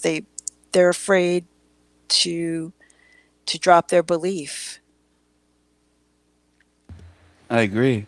And it's interesting that they're afraid because they think they'll be punished if they don't believe. Their God is so good that if they don't believe in Jesus and God, they'll be punished and go to hell. Well, then your God's not good. Right there is the logic. I mean, I've just shattered their whole belief system, but they don't want to face that. They live in fear. They'll talk about fear-based systems. They're in a fear-based belief system because they think, well, if I don't believe in God or Jesus, I might go to hell. Well, then how good's your God if it would send you there just because you don't believe in it? It's not a good being then. If I want to help a neighbor, which I've offered help earlier today because there's a neighbor that has a sick husband, and I offered her help. It said, if you need any help around your house or need anything heavy lifted or moved or anything that you can't do yourself, just let me know and I'll help you out. It's no problem. But I didn't say to her, you have to worship me as a god, and if you don't, I'm going to put you in hell. But this is what people believe is loving. They think, well, God's loving. He's so loving that if we don't worship and believe in it, it's going to send us to hell. That's not love. That's fear. And that's what they have. They have a fear-based belief system. Yes, that is true. That's what I see. A lot of people afraid to believe, to step outside their beliefs and just question, you know, the cancer thing. You know, if God is so good, why does he allow cancer? Why does he allow suffering, and all these evil and bad things that we see every day? Why is it allowed to happen? If God is so good, if this place was so good, which it's not, why would all this be here? Well, I would go a step further and say that God doesn't just allow cancer, God created and designed it, designed our bodies to create cancer. It's not just something that it's allowing. If it's the designer, the creator of these bodies, then God created cancer. God designed it. And God designed our bodies, humans, animals, to get it. Dogs, cats, wild animals can get cancer. Yes, It's designed yes, into the system, if you get what I mean. It's like yes, God's not just allowing the cake to taste bad. God baked the cake. If this system's the cake, God put all the ingredients in it. I didn't do it. Neither did you. Neither did anyone else on my channel. But that's another thing humans do. They'll blame the messenger of truth. They'll treat me like I'm evil for calling this a hell realm and say, well, he's satanic. He calls it a hell realm. I call it a hell realm. It doesn't mean I like it. It doesn't mean that I made it. It doesn't mean that I contributed. It doesn't mean that I had any part in making this. I didn't. I'm just calling it what it is, just like I would call a wolf, a bear, a snail, a tiger, a tiger. I don't know why that's difficult for humans, but it is for a lot. They want to blame me for this.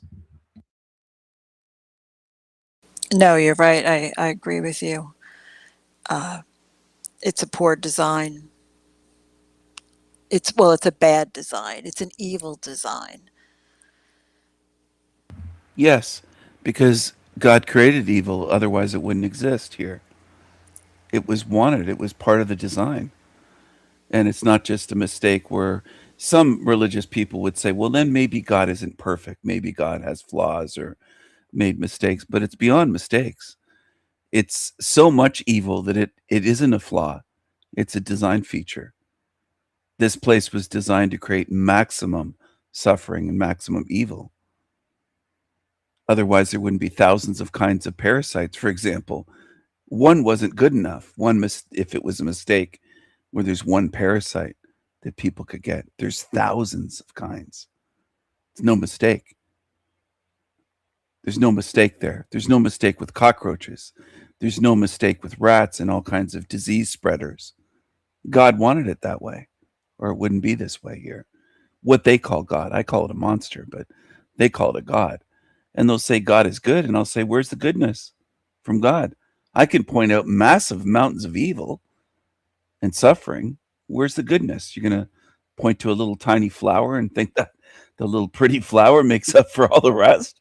I mean, it doesn't even come close. Just go to a children's ward and look at all the hundreds and hundreds of children on floors that are dying from cancer, from leukemia, or incurable cancers, pancreatic, brain cancer, leukemia. It has a massive death rate. Millions of children have died already, that not just the ones in hospitals right now, but the dead ones that have died in my lifetime going back 20, 30, 40, 50 years.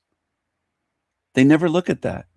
These religious people want to praise God, but the graveyards are full of the cemeteries are full of graves of children, full everywhere. So if God is so good, why do so many children suffer and die from diseases that God created, and not only created, but watches with either glee or indifference as they suffer for months or years and die. There's no intervention. And they'll say, well, God can intervene with angels, but he almost never does. And the only times I ever hear is when someone's in a car accident, some angels come after they've already been paralyzed or their children burned to death. Then the angels arrive. The angels don't arrive to stop the car accident. They arrive after everyone in the car is injured and dying. I mean, it's sickening that the way that people worship and praise rather than look at the facts and say, this is an evil realm. It's ruled by evil. The rulers of this realm, the ones above politicians, they're all evil. Almost every genius that exists in this realm uses their genius towards evil, to control, to make wealth, fame, to be part of the club. There's hardly any geniuses that you'll ever look at that use it to expose the system and to fight evil. That's one of the rarest things in this place. But if God's so good, you would think there'd be tons of genius level beings fighting evil and making sure evil doesn't control the realm. But evil controls now, and as far as we can tell, evil has always controlled this place. If we look through history, any type of history, mainstream, alternative history, evil's always been in control of a realm created by a good God. How does that make sense? God created this world and said, okay, evil, have at it. Control the world. Enslave my children. Torture them. Do whatever you want with them. Kidnap their children and do whatever you want. Because that's what's actually going on. So how can they say God is good?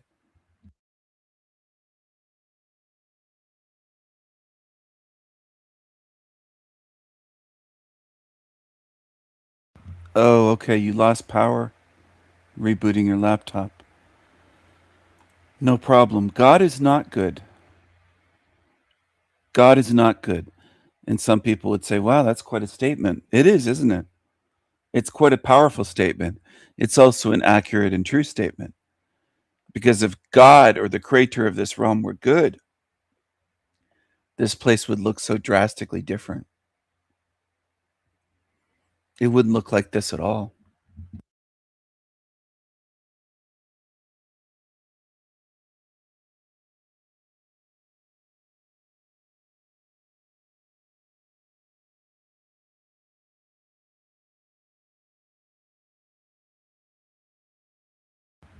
This is an evil realm, and it's ruled by evil entities in the astral and here on the level that we're in currently. Now, you'd think logically, if it was a good creator, good God, that the place would be designed for good and, in a sense, controlled by good, whether you want to call it controlled or ruled. But it's ruled by evil, obviously. So then how can it be a good creator if it's ruled by evil? Any way you want to look at it, no matter which way you look at it, this place was designed to be evil. And it isn't just God allowing it to be evil. That's, I think, a mistake that a lot of people make. They think, well, God's allowing it. God made it evil. It's not just allowing it. God made it evil. We didn't create all the evil here. We were brought into this place. It was already evil before I got here. It was already evil before you got here. Not just evil people, evil design of suffering. And that's the part most never look at. Tons of channels they'll talk about evil, but they'll never look at the evil design. And that's really the part that matters the most. Understanding the evil design. Because once you understand that, you can't unsee it. You can see what the place is.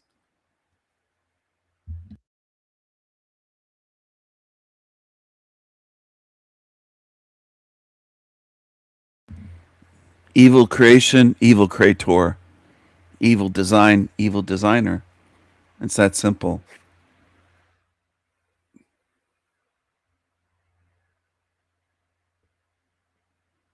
If I created something evil and called it good, that would make me evil.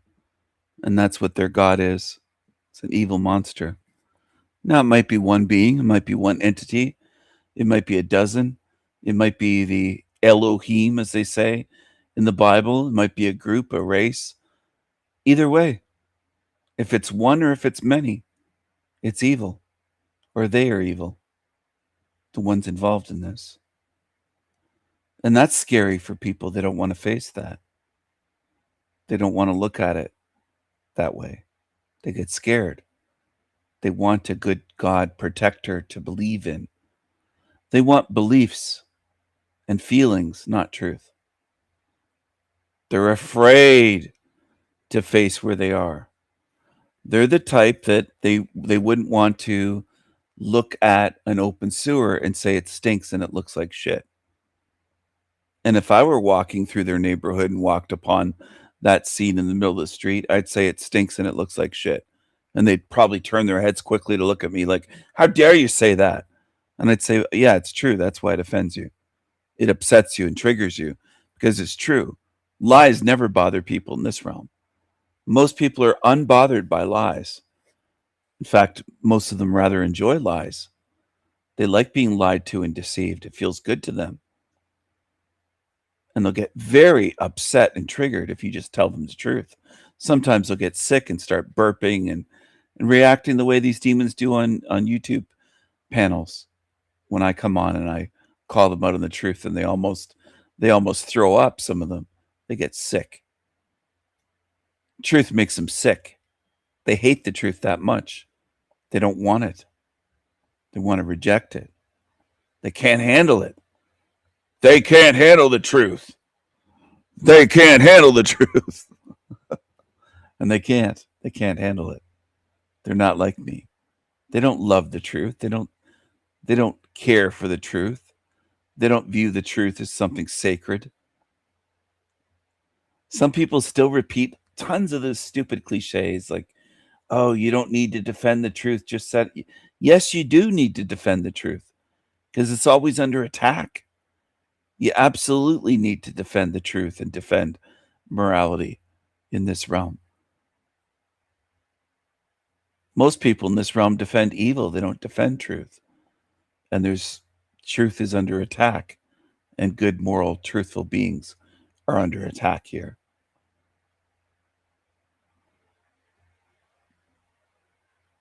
There's that old quote about the truth being like a lion. Just set it free and it'll defend itself. It doesn't work. It doesn't work. The truth will just get buried under lies in this realm. Because people tell millions more lies than they speak any truth. They want you to believe that you don't have to defend the truth in this place. But you do. Welcome back, TG. Sorry about that. It doesn't happen often, but when it happens, it's a big mess. We lost power in the whole house. So everything, has to reset. Oh, okay. Oh, damn. I was just saying about the truth, how if we don't defend the truth and speak the truth, a lot of people say, well, the truth doesn't need defending. But if no one defends the truth, it just gets buried under millions of lies in this realm. Because people are speaking lies all the time about all sorts of things in this place. Yes. Hardly anyone really tells the truth in this realm. If you notice, like the most that the average person usually, like even neighbors, they'll tell the truth maybe about what's going on in their life, something personal. But there's a limit. There's almost always a limit where they won't go past that limit. And they won't tell the truth about certain things. Like if somebody like me says, this is an evil world, that's past their threshold. Most people can't do it. They can't. They can't call the realm evil, even if they see evil. They might have even had a family member murdered. Or they'll say that a politician is evil, like a Trudeau. There's neighbors of mine that would say Trudeau was evil. But they still have a limit. They don't want to cross that threshold and say, well, this realm is evil. Almost nobody does that in this realm that I've ever met or had a conversation with, online or in person. Almost no one is willing to admit that they're in an evil realm.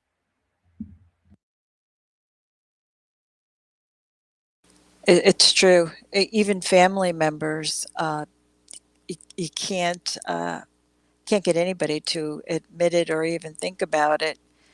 When you bring up any kind of subject that makes them feel uncomfortable, they deflect, they dismiss, or yeah, they just don't want to talk about it. Which is weird because they're adults. Like, we're mostly speaking about adults, not sharing Yes. these major truths with children. And they just never grew up to the point where they can handle things. It's strange to me. They just go by their feelings. Like, if it doesn't feel good, they'll say, "Oh, that can't be true. It doesn't feel good when I hear that." Yeah, or why can't we all just get along? I hear that all the time, and it's like, okay. Get along with murderers and rapists that hate us, just even ones that hate us just for being white. They hate what we are. How are we supposed to get along with them? You could do anything, and it's like, well, they hate us already. Nothing is going to change that. You can't even get to that point where you say that. Yeah, It just doesn't even get to that point. that's true. Like, I was telling Wendy recently about what we do for the Tiggas in the United States and in certain major cities in Canada, where we build them boys' clubs, after school places, basketball courts. I mean, these are millions of dollars that we put in to inner cities, whether it's in Chicago or New York or wherever. And it looks like Nolan's here pretending to be Derek. I don't think it's Derek. It's probably Nolan. But anyway, it's fascinating that Wendy couldn't believe it, that they get extra stuff that, and we spend millions on the Tiggas. They're not oppressed. They get things built for them that white kids don't get. Not every community with white children gets these boys clubs where they can go after school and play indoor basketball and have all these games and stuff to keep them from joining gangs and killing us. It's essentially why we build all this stuff for these Tiggas. So Yes, that is true. That is true. it's crazy. We try to buy them off in a way to keep them from committing crimes. God, how are you guys doing today? Who is this? This is Renato Laranja. You're what? It's a Derek, my friend. It's a Derek. Yeah, you sound retarded. You sound like a retarded troll. My friend, I'm from Brazil. I'm from a poor area, favela.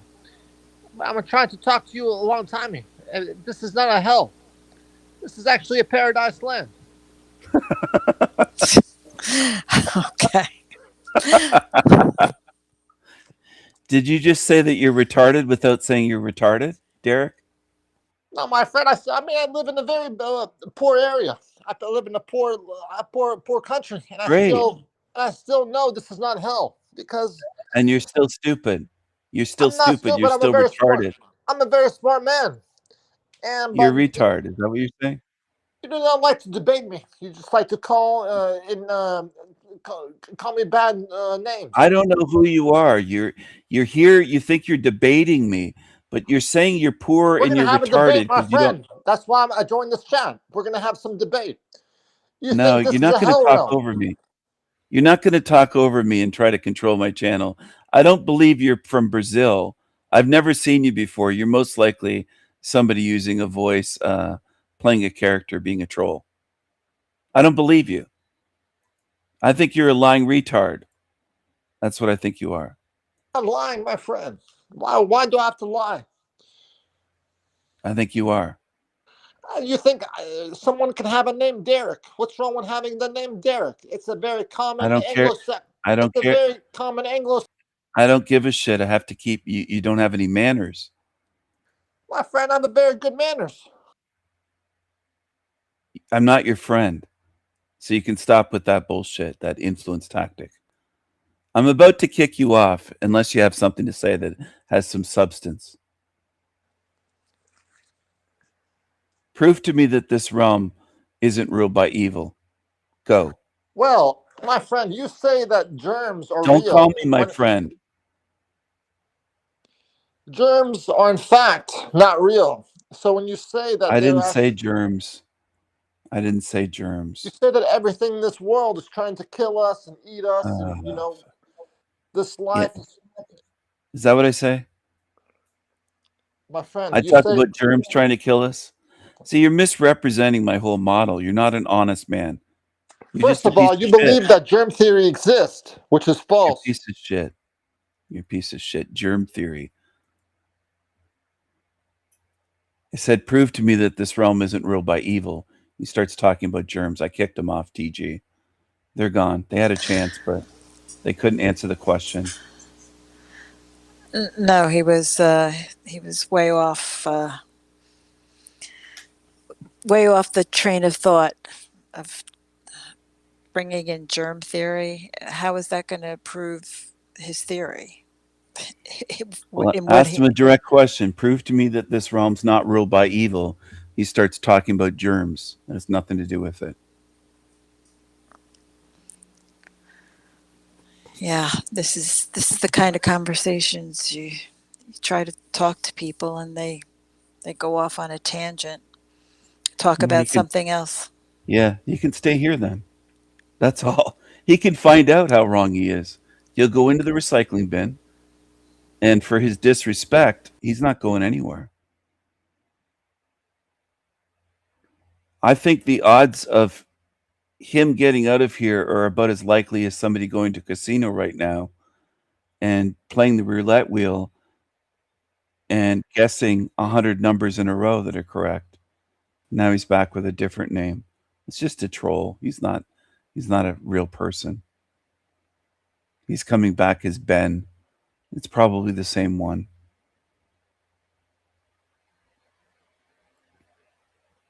It's probably one of the troll channels like Provo or some weirdo trying to pretend that they're from Brazil.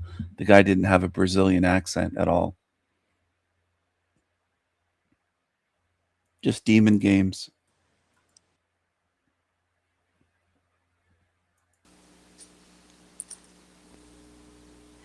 How many people are in the chat? And there's nobody. 14 people tuned in, but I don't know how many are in the chat. Ben, I'm going to kick you. You're not real. Because you're not part of my channel. I've never seen you. As soon as a link is posted, they want to get on here. But why don't they chat? Type something in the chat. They won't do it. See, this is the thing. It actually just proves my point that most people are not sincere or honest. Most of the people that come to my show to talk live, except for the regulars like you, TG, or RI, Wendy, people like that. But for the most part, most of them are fake. Most are dishonest beings, which matches up with a hell realm of dishonest beings, liars, fakes. So this is just a game. They think that this is just a game to come, and I mean, if they really didn't agree with what you're saying, why don't they try to have an honest conversation with you? They can't, though. They're not honest beings. They're not honest, not just here tonight. In their lives, they're not honest beings.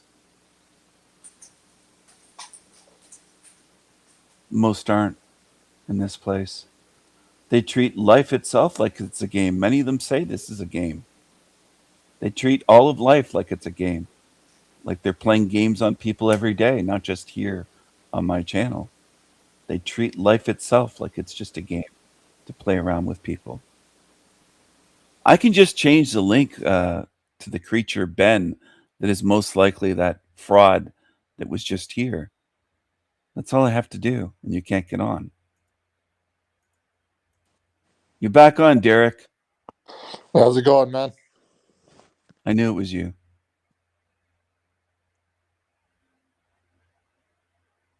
What's your problem, retard? You're not in my chat. You haven't participated in my channel. So why do you want to come on here live? I've participated in your chat before, just under different aliases. Yeah, sure. Why are you such a coward then? I'm not. You'd have to be if you use different aliases. Well, I like to be anonymous. You're a coward then, right? No, I just don't like to give away my identity. Because you're a coward. No, because I value You're hiding yourself, right? privacy and freedom. No, you're hiding yourself. That's not freedom. It is That's being a coward. My name's on here. My face is on my channel. Why do you have to hide just to be a loser? What's wrong with you? Well, we're all losers, aren't we? No, you're a loser. Not we all. You're a loser. Well, we're all participants in hell realm, my friend. So No, we're all losing. That's not true. We're all losing. That's not true. Yes, That's we not are. true.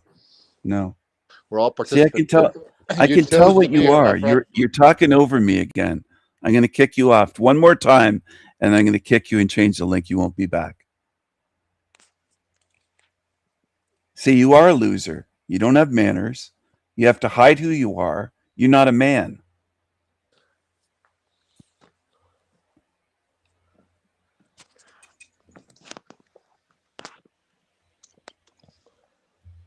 Yeah, you're that same creep. You're Derek's buddy. I don't know any Look at this Derek. creature. Not familiar with the Derek. And I mean, I'm not familiar with man-made names, so I don't like to give my man-made name. What are you doing on my channel? Why are you here tonight? I've been listening to your thoughts. When was the last time you shaved? Was it about And while 20 years ago? and while I respect your beliefs, and I mean, I believe It's not beliefs. See, you're not paying attention. the Buddhists believe that we're in Naraka, which is You're not paying similar attention. to what you've proposed. I don't talk about beliefs. My beliefs are not what Buddhists believe. So you're way off track again.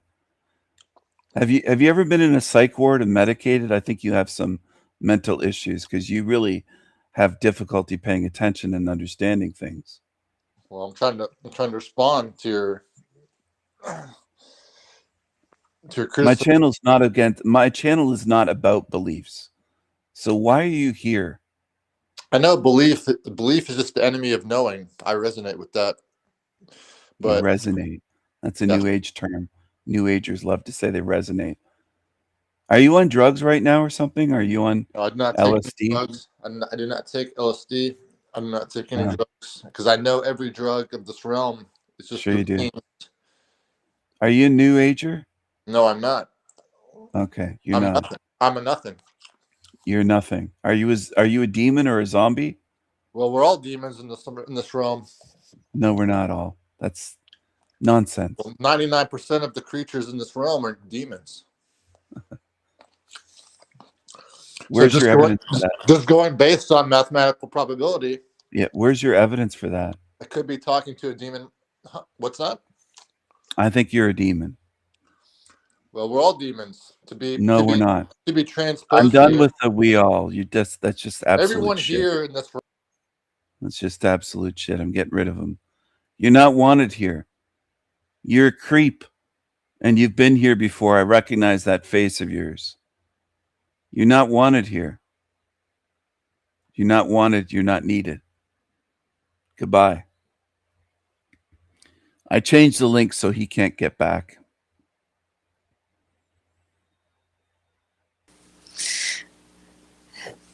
He'll be another one that keeps trying to come back. Yeah, he's obsessed. Every time you post the link. Yeah, he's obsessed. And he just talks over and says stupid shit like we're all demons and belief. And everything he says is the exact opposite of what I've proven on my channel and my videos. He doesn't watch, pay attention, or learn. He's another one that comes around here, but he doesn't learn. So he's a zombie or a demon or both. And he didn't say anything to disprove or prove what he was saying. Well, he can't. When he's asked questions, he just doesn't even address the question. He goes off on a tangent. He's one of those weirdos. I shared his picture privately with people that are part of my team and regulars can see what he looks like. He put his camera on, which again proves he doesn't pay attention because I don't want anyone putting their camera on and porn bombing and things like that. They do shit like that just to play demon games. And they always look like ugly, homeless bum mutants. That's why I asked her, are you on drugs? because he looks like he's on drugs. He looks like a homeless bum on drugs. He looks awful. That's what he looks like. He looks awful. He looks fucking terrible.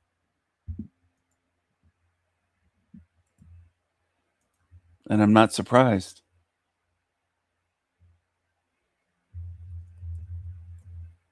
Not at all.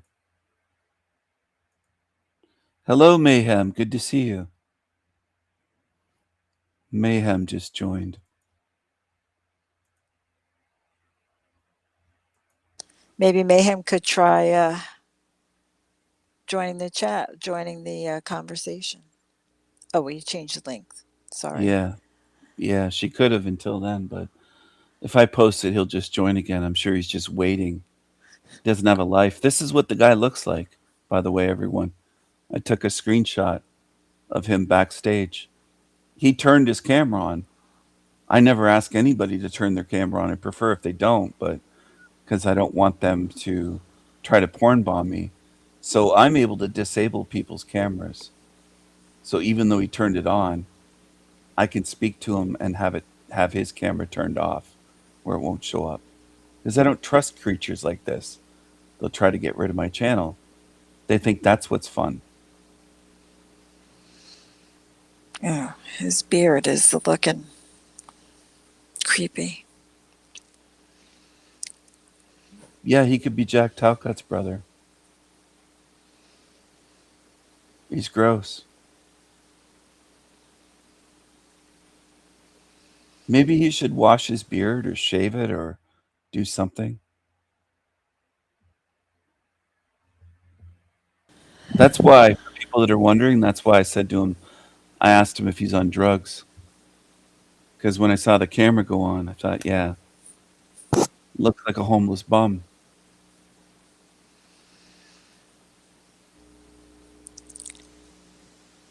They think I'm so mean for talking about the homeless. I think many of the homeless deserve to be homeless. That's something you won't hear politicians say. You won't hear the lying demons of this realm say, but a lot of them do. A lot of them are leeches, lazy, liars, thieves, drug addicts that steal from their families. Most people don't want to look at it that way.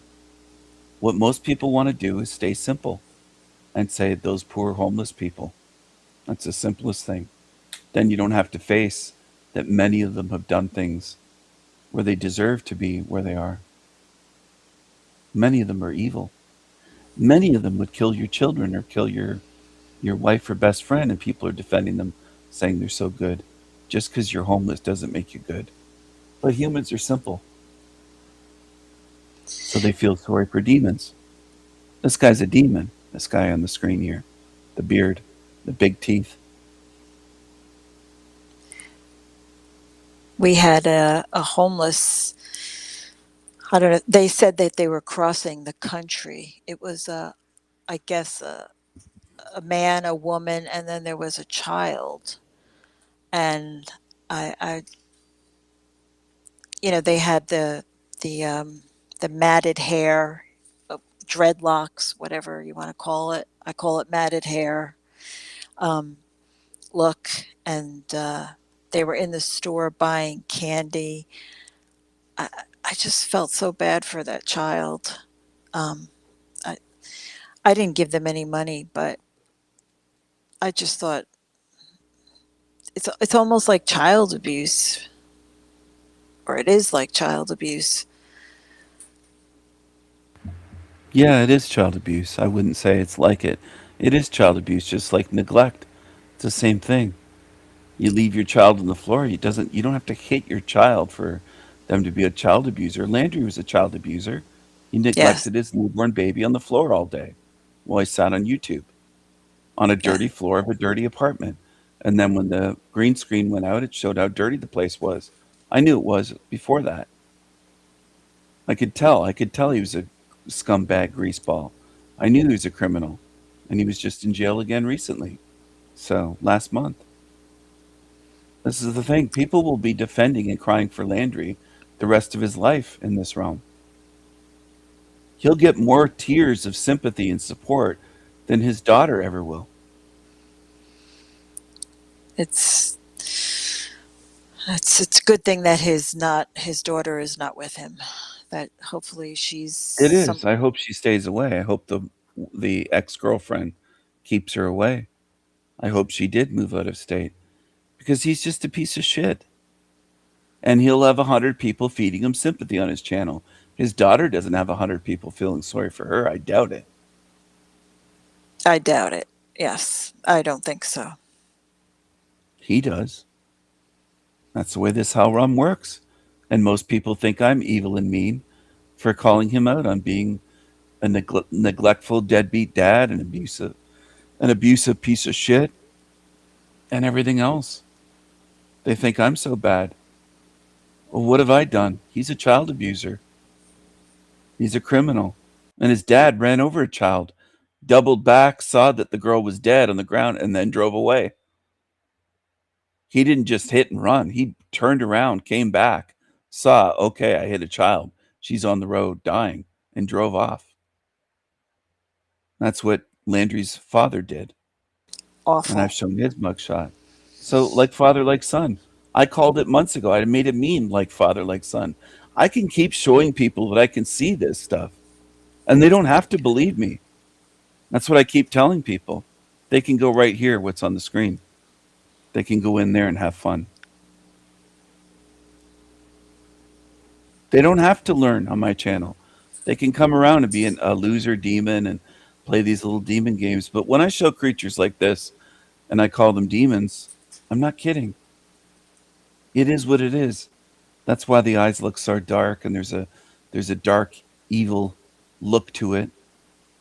Evil eyes. Why does it look demonic? Because it is demonic. And what does this realm do? It will teach most people. It looks demonic because he's not demonic. He's a nice guy. You can't judge by the book by the cover. You can't judge by looks. That's what the world teaches you. The world teaches you to be duped and victimized by demons. And people can't figure this out until a being like me comes around and works for years to try to get it through people's heads. Years and years and years. Because people just can't see it. I can see this right away. This comes up on the screen. I know what it is. It looks demonic because it is demonic. I don't do mental gymnastics and warp it in my own mind and say, well, it can't be. That's what most humans do. They'll see a demon right in front of them and come up with 20 different excuses and try to convince themselves that it's not a demon. And that just leads you right into the recycling bin. It doesn't help you. Most of you humans are sabotaging yourself. I'm trying to help you see some truth, and most of you just want to sabotage yourselves. Seems like we have a lot of new people here tonight for some reason.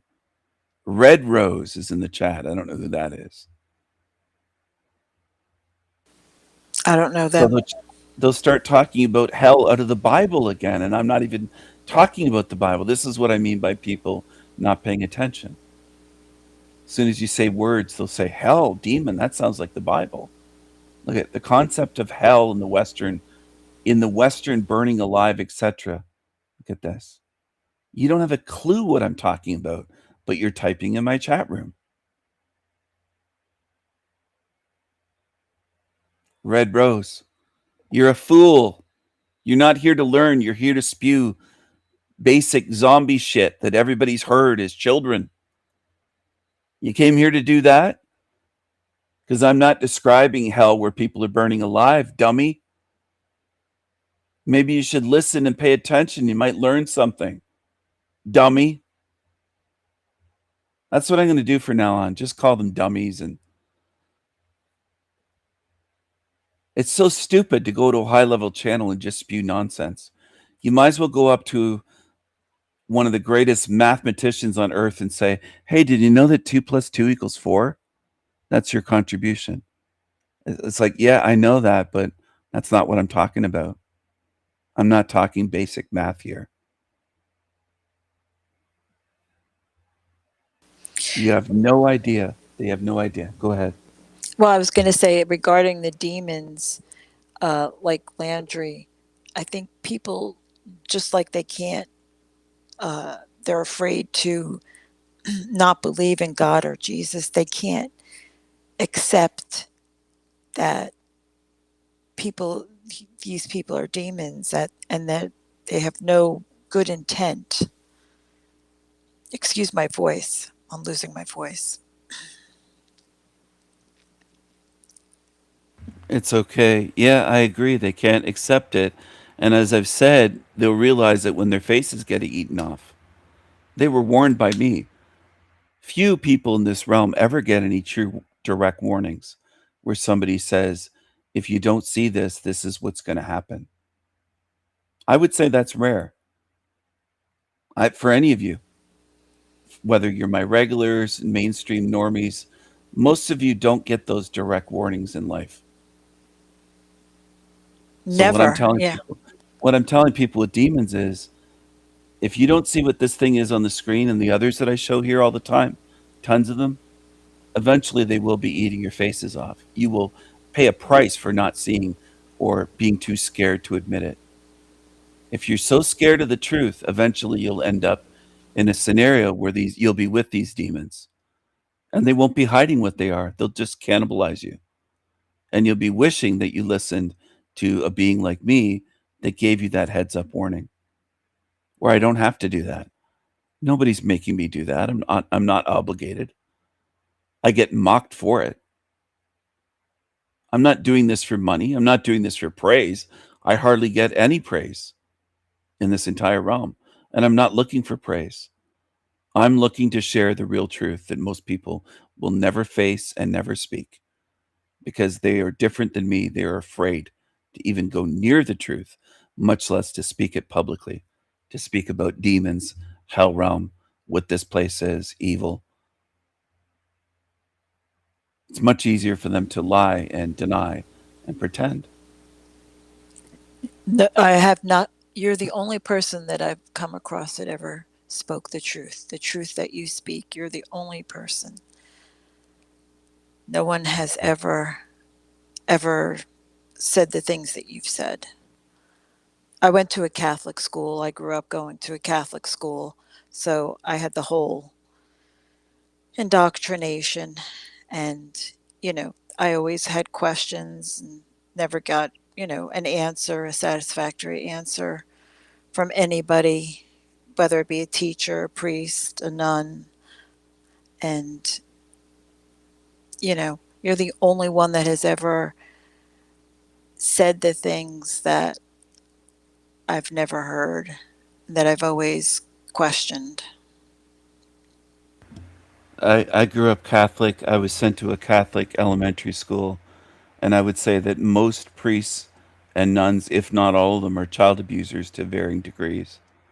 None physically or sexually abused me, but psychologically they abused every child in that school that I went to, because they made children confess to them face to face in a room with a stranger that's an adult that I don't know from Adam. They just come into the school and they're wearing a collar, and people say, that's a priest.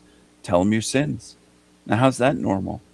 I call that child abuse, because it would be if I made your child or someone else's child, if Mayhem as a child or whoever, and forced them to go into a room alone with an adult that's a stranger to them and start telling them intimate details or their quote unquote sins. Right there, I call that child abuse. That's psychological abuse. That's trauma on children that could be second graders, third graders, fourth graders. That's trauma. But Yeah, Catholics call it normal. They call it normal. Yes. And I mean, and the fact that they would say, tell us your sins. As a child, what kind of sins do you have? I mean, Yeah. you're a young child. It's like, oh, well, I told a lie. Well, anything else? Well, no. I mean, what else is there? Well, What one else? priest said to me, you got 7 minutes left, so you better come up with something, because I couldn't think of anything. I barely did anything. I would go to school, kind of mind my own business, daydream, look out the window. That's not a sin. And play at home and be with my family and have dinner and watch television. And I didn't even really, as a little kid, I didn't even really fight with my sisters or hardly do anything. So it's like I was racking my brain trying to go along with it in a sense as a real little kid. And I just said, I don't have anything else. I can't think of anything. And I couldn't. But the thing is, what I'm getting at is that's demonic, that's trauma, and that's in a religious system that people call holy and normal. And they'll say that I'm wrong for questioning it, and it's all inverted in this realm. This whole thing is. Most people don't think for themselves and say the things that I do. Most of them are like Red Rose there. They'll just regurgitate basic shit like they're playing a game of Trivial Pursuit or something. That's the way most humans are wired. They'll say hell is burning and they just regurgitate. They don't look at my model for I describe what this hell realm is. They won't do that. That's way too much work. They'd rather just regurgitate basic shit and make a fool out of themselves. Because they look like a moronic zombie to me. Now, they didn't have to come in here and make a bad first impression. They could have came in to the chat and said hello to people. But a lot of dummies don't do that, which is why they stand out like a sore thumb. They come in and write a big paragraph of stupid shit like this on the screen. The concept of hell, like it's idiotic.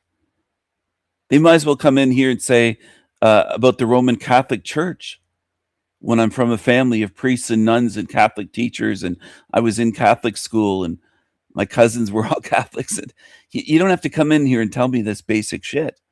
You just look like an idiot doing that. You look like a zombie. And that's the average person, though. It's nothing personal against Red Rose. They're a dime a dozen. There's millions and hundreds of millions like them that are at that level that aren't going anywhere. They're not here to learn on my channel. They're not here in this realm to learn. They'll just get recycled with all the care or indifference of an empty soda can being tossed into a bin. That's how much this realm cares about them. And the beings that do care about the truth, they don't spend any time paying attention to fucking learn anything. They're too stupid. That's how this place is set up. They worship a system that doesn't care about them any more than an empty can of tomato soup. And when they have a chance to come across a being that does have knowledge and spiritual wisdom, they don't pay attention. They make a bad first impression and say just the dumbest things you can imagine. That's common in this realm. It is a realm of zombies. If I stood on a podium or on a stage in a football stadium with 90 or 100,000 people in attendance, or hypothetically, that would never happen. They'd never let that happen. But if it did, most people would just not pay attention. They'd be on their phones or looking at something else. Or at the end, they'd say, yeah, I heard what you said. You call it a hell realm. I still don't know why you call it a hell realm, but I heard the words hell realm. That's the attention span of the average idiot. If I spoke for 2 hours, that's all they'd get out of it. That is true. That is the absolute truth. That's what I see, when I pay attention to people that I see every day, just, or even having a conversation with a neighbor or something. I had one woman,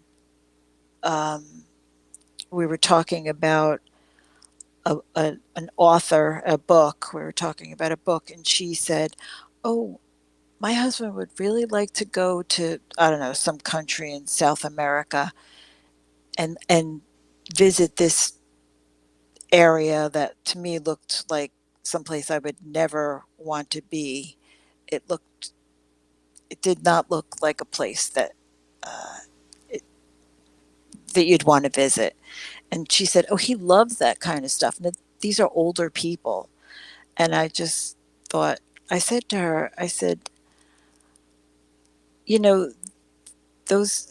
forget what I said to her, but she looked at me and she was like, well, I never really thought about that. And I'm like, of course not, because I'm sure nobody thinks about these things. They want to go here and there, and they don't think about, your safety or, the fact that if you get stuck there, they put on a performance when you go to these countries. They're just there to, they like if you go to this little village, it was like a village in some South American country that we were talking about. And she said, oh, it would be nice to go there and everything is so like simple and this and that and the other thing. And I said, but what if, you're stuck there?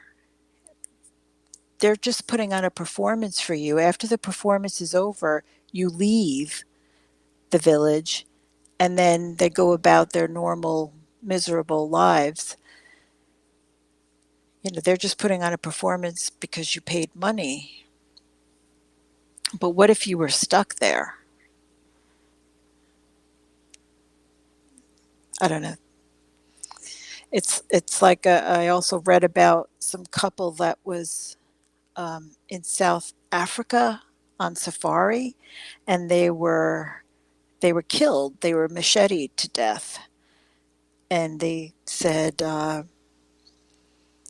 it was shocked. Everybody was shocked because this is such a safe safari area in South Africa, but they were trying to make excuses about why these white couple would have been killed, and they were saying, oh, maybe they were trying to stop poachers.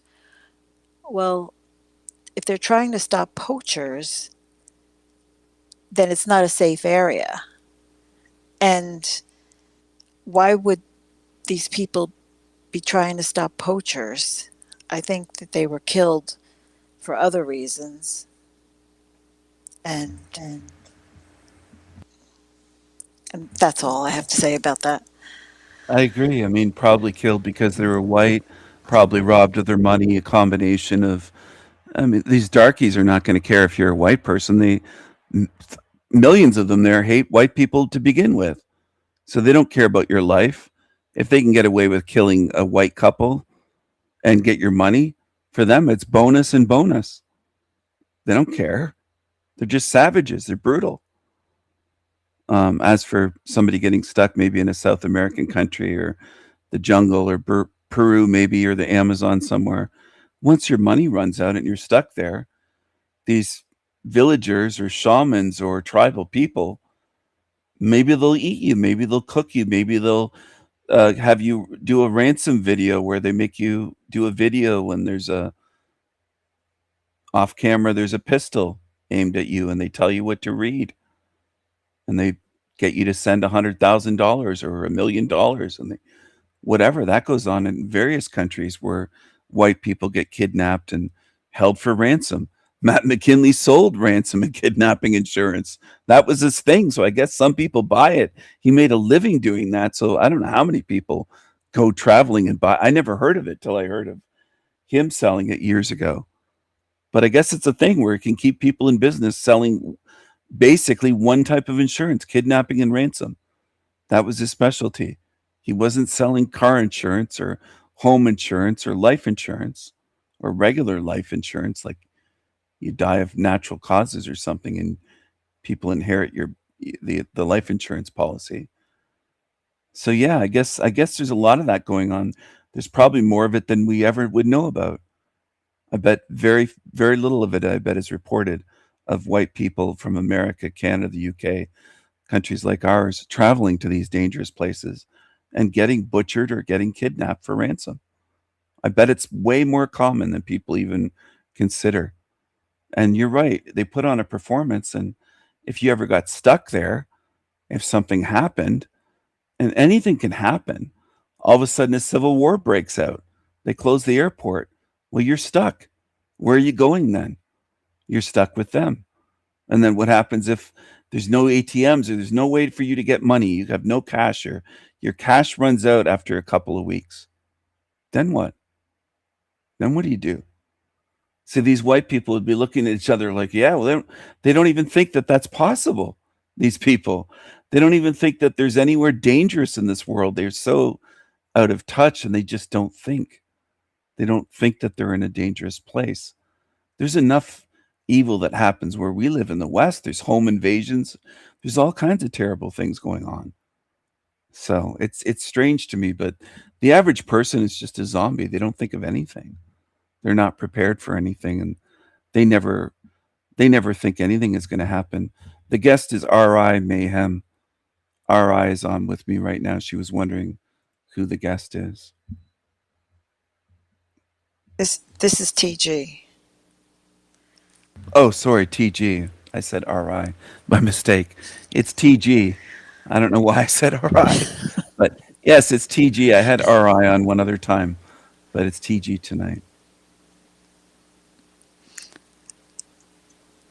She was just in the chat earlier.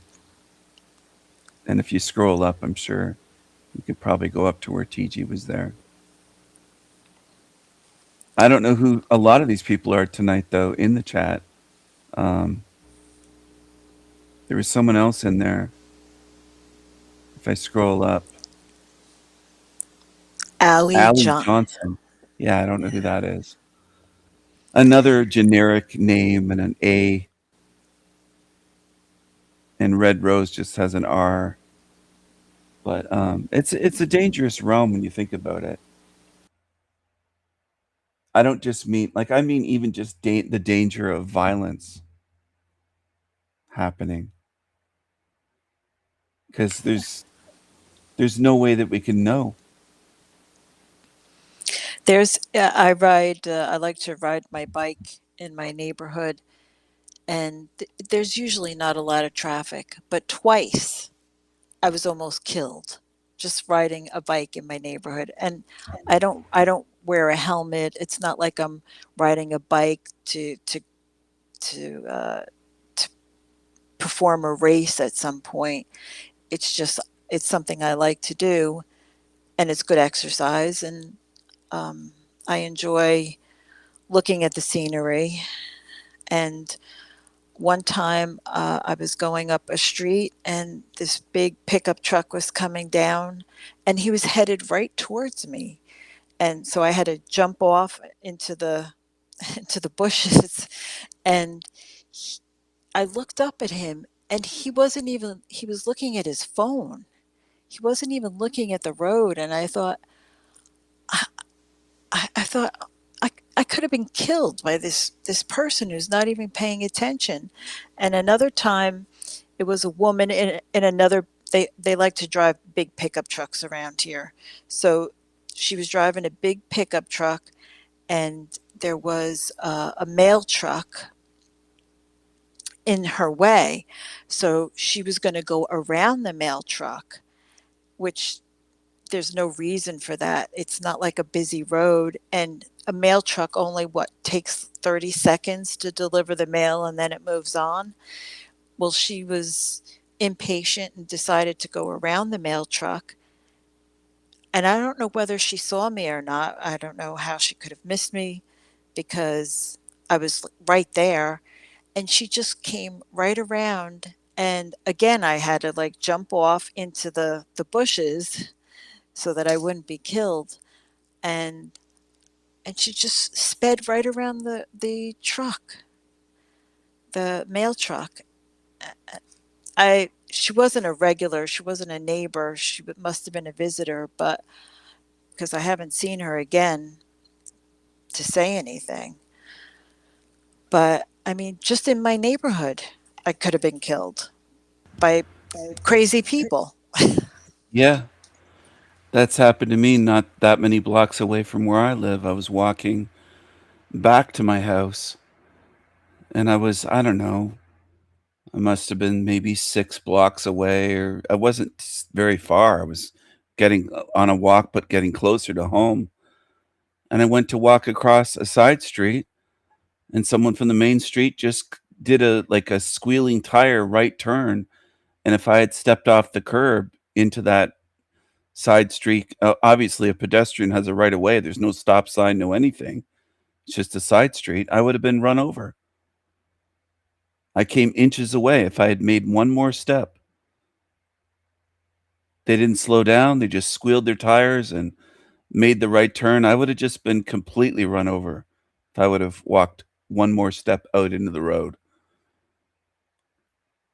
because I was basically grazing their car. As they turned that corner, I was almost out there. Now, I don't know if they were trying to hit me. They could have. There's various possibilities with this stuff. They might have been trying to hit me. It might have been intentional, or it could have been someone not paying attention, just a reckless driver, just a reckless zombie. But there's a lot of possibilities with these things. Because I thought to myself, was that person trying to hit me? It seemed like it, because it wasn't just a regular turn. I mean, the way they screeched around the corner was like they were trying to target me. And And that's something that most people won't think of that, though. They would just say, "Oh, no way," but that's the way it is.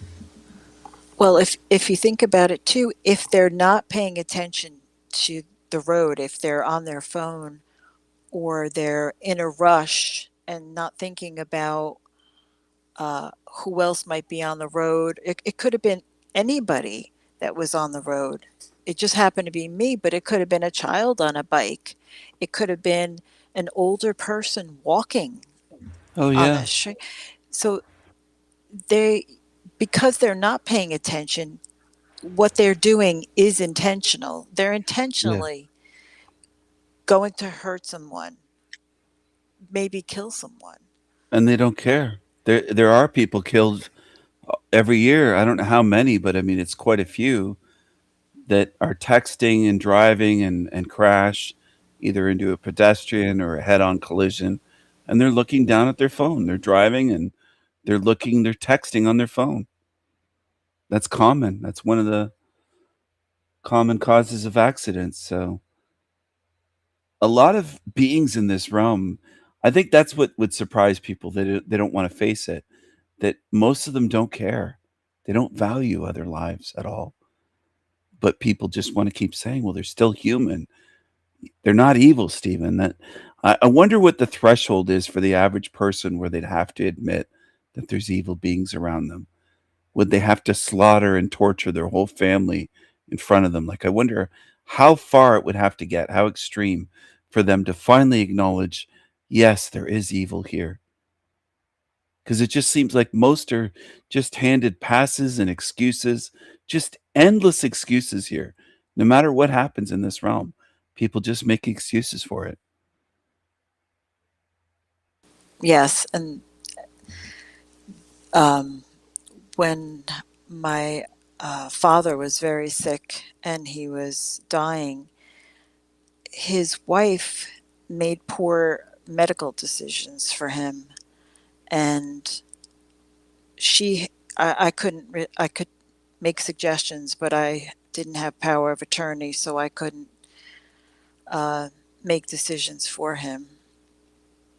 But the decisions that she made, and she was very spiteful in her decisions, were evil. And that really, I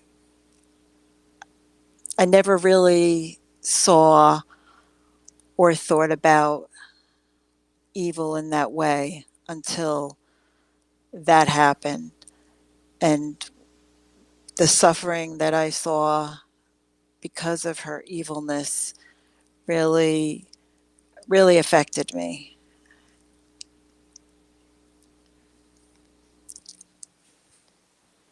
That's all I have to say about that.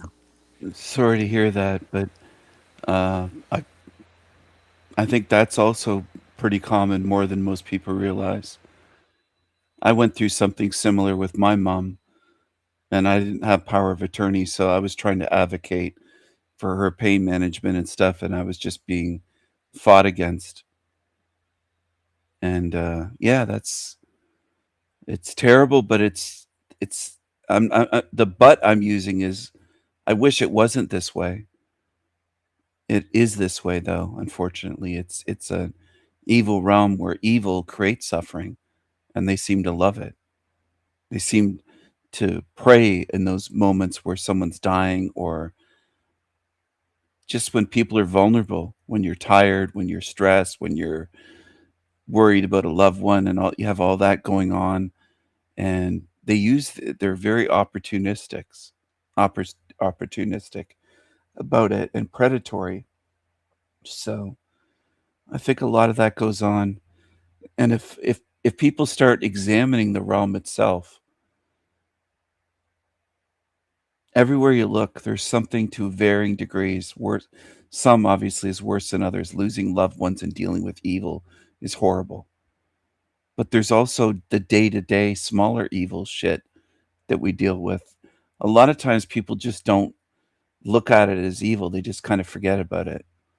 But there's the day-to-day type of stuff, and then there's the more major things with loved ones and the evil that we go through a lot of times dealing with family or all that kind of stuff, where all sorts of things can happen. Wills can be changed. People can storm in. Security can have to be called at hospitals. All kinds of stuff. They can make it so much worse.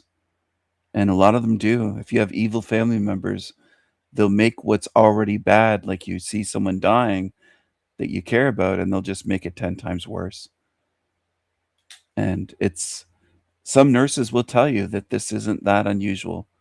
There's a lot of that goes on. There's a lot of evil that happens in hospitals when someone's dying.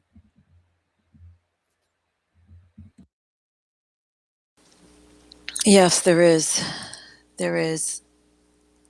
There was, when he first got sick, it was during the pandemic, and they wouldn't even let people up to the room unless you were, you took your vaccination.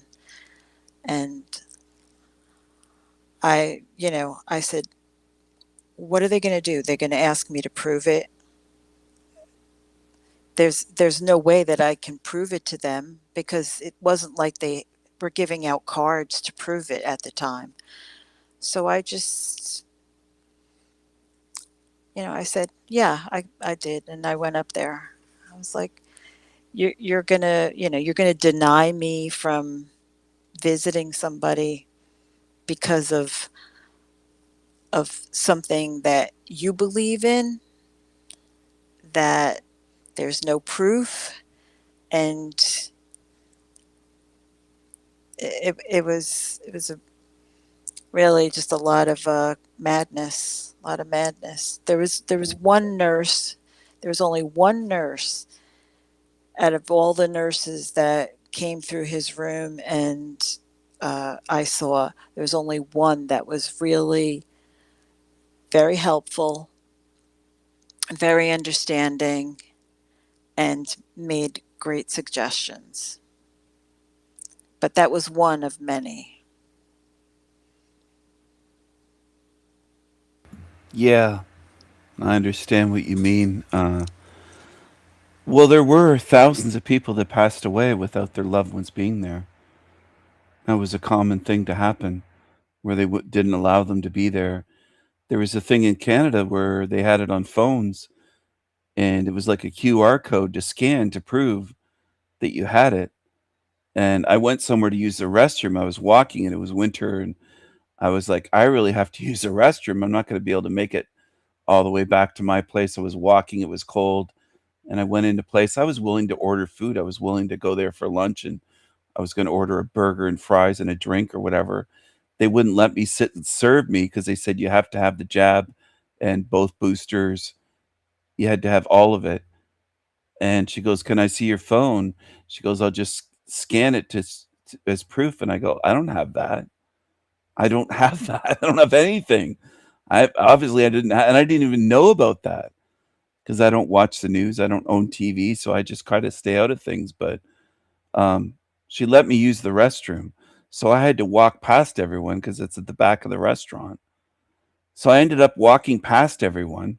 They had to be masked up, vaxxed, and double boosted to get a seat. And that's the way it was. And they had to show, you couldn't just say, yeah, I have it. They'd say, let's see your phone, and they had to scan it to prove. They had an electronic system where if you got it, you had the thing on your phone that could be scanned, and they could see, okay, this is real. They do have it. That's how far they went in this country. It was unbelievable. So I walked past everyone, went to the restroom, and then left. I was good enough. Like it was just her being the one at the front desk allowed me to do that. She didn't have to, but she was nice about it and allowed me to do that, but would not allow me to sit and eat there because I didn't have proof that I was, and I wasn't. I said I'm not. I don't have it. But yeah, it's just crazy, and they're all sitting bunched together, and it's just like they were all looking too. They looked scared because some tables were right near there. When I said I don't have that, they all looked like, oh my god, he doesn't have it. So they're just the fear of zombies can get them to do anything. I used to make jokes back then saying that if I was running it, I'd make it even more obvious and more of a circus. I'd have them hopping around on one leg all day on Wednesdays and say, well, you won't get sick if you do that. Just follow our instructions. Because they don't think for themselves at all. People don't. And that just reinforced it. I mean, it didn't. I already knew people were zombies. I was calling the masses zombies in the 1990s. I wasn't just seeing it in 2020, but it was still a little bit eye-opening how far people will go, and they can get them to do anything at all. And if I were evil or on Team Evil, I would get them to do laughable shit just for amusement because they're just so stupid. And it's not just how do I describe it? At a certain point of stupidity and slavery, they kind of deserve to be treated stupidly. I'm not saying they deserve to be brutalized or anything, but just mocked because they are zombies. They don't think for themselves whatsoever. Not at all. Jammed in like the place was packed, crammed in like sardines, wearing masks until their food comes, and then the mask comes off, and it makes no sense. It doesn't work at all, except in the minds of zombies. Just like the little footprints on the floor and go this direction, the arrows and footprints, the stickers they put down, and some are still there all these years later. They're worn off, but they're still there. It's just ridiculous. Everything they had them doing, they could have gotten them to do anything. Yes, they threatened your salary, your pay, your insurance, health insurance. They threatened a lot of things. I mean, even I was at the point where I said to my family members, I said, stop asking me to get this thing. The answer is no, and you're not going to change my mind. And I felt that if it didn't end up the way it did, where it's not even a big deal now, they're not enforcing the thing. I really felt that my family would have like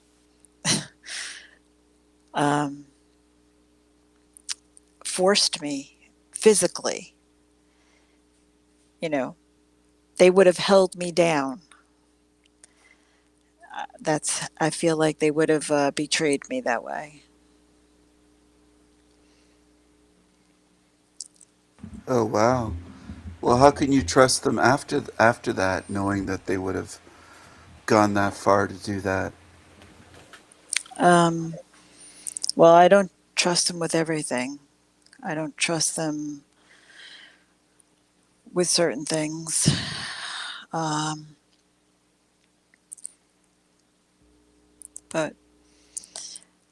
I have to live with them, so. Yeah. That's a tough situation to be in.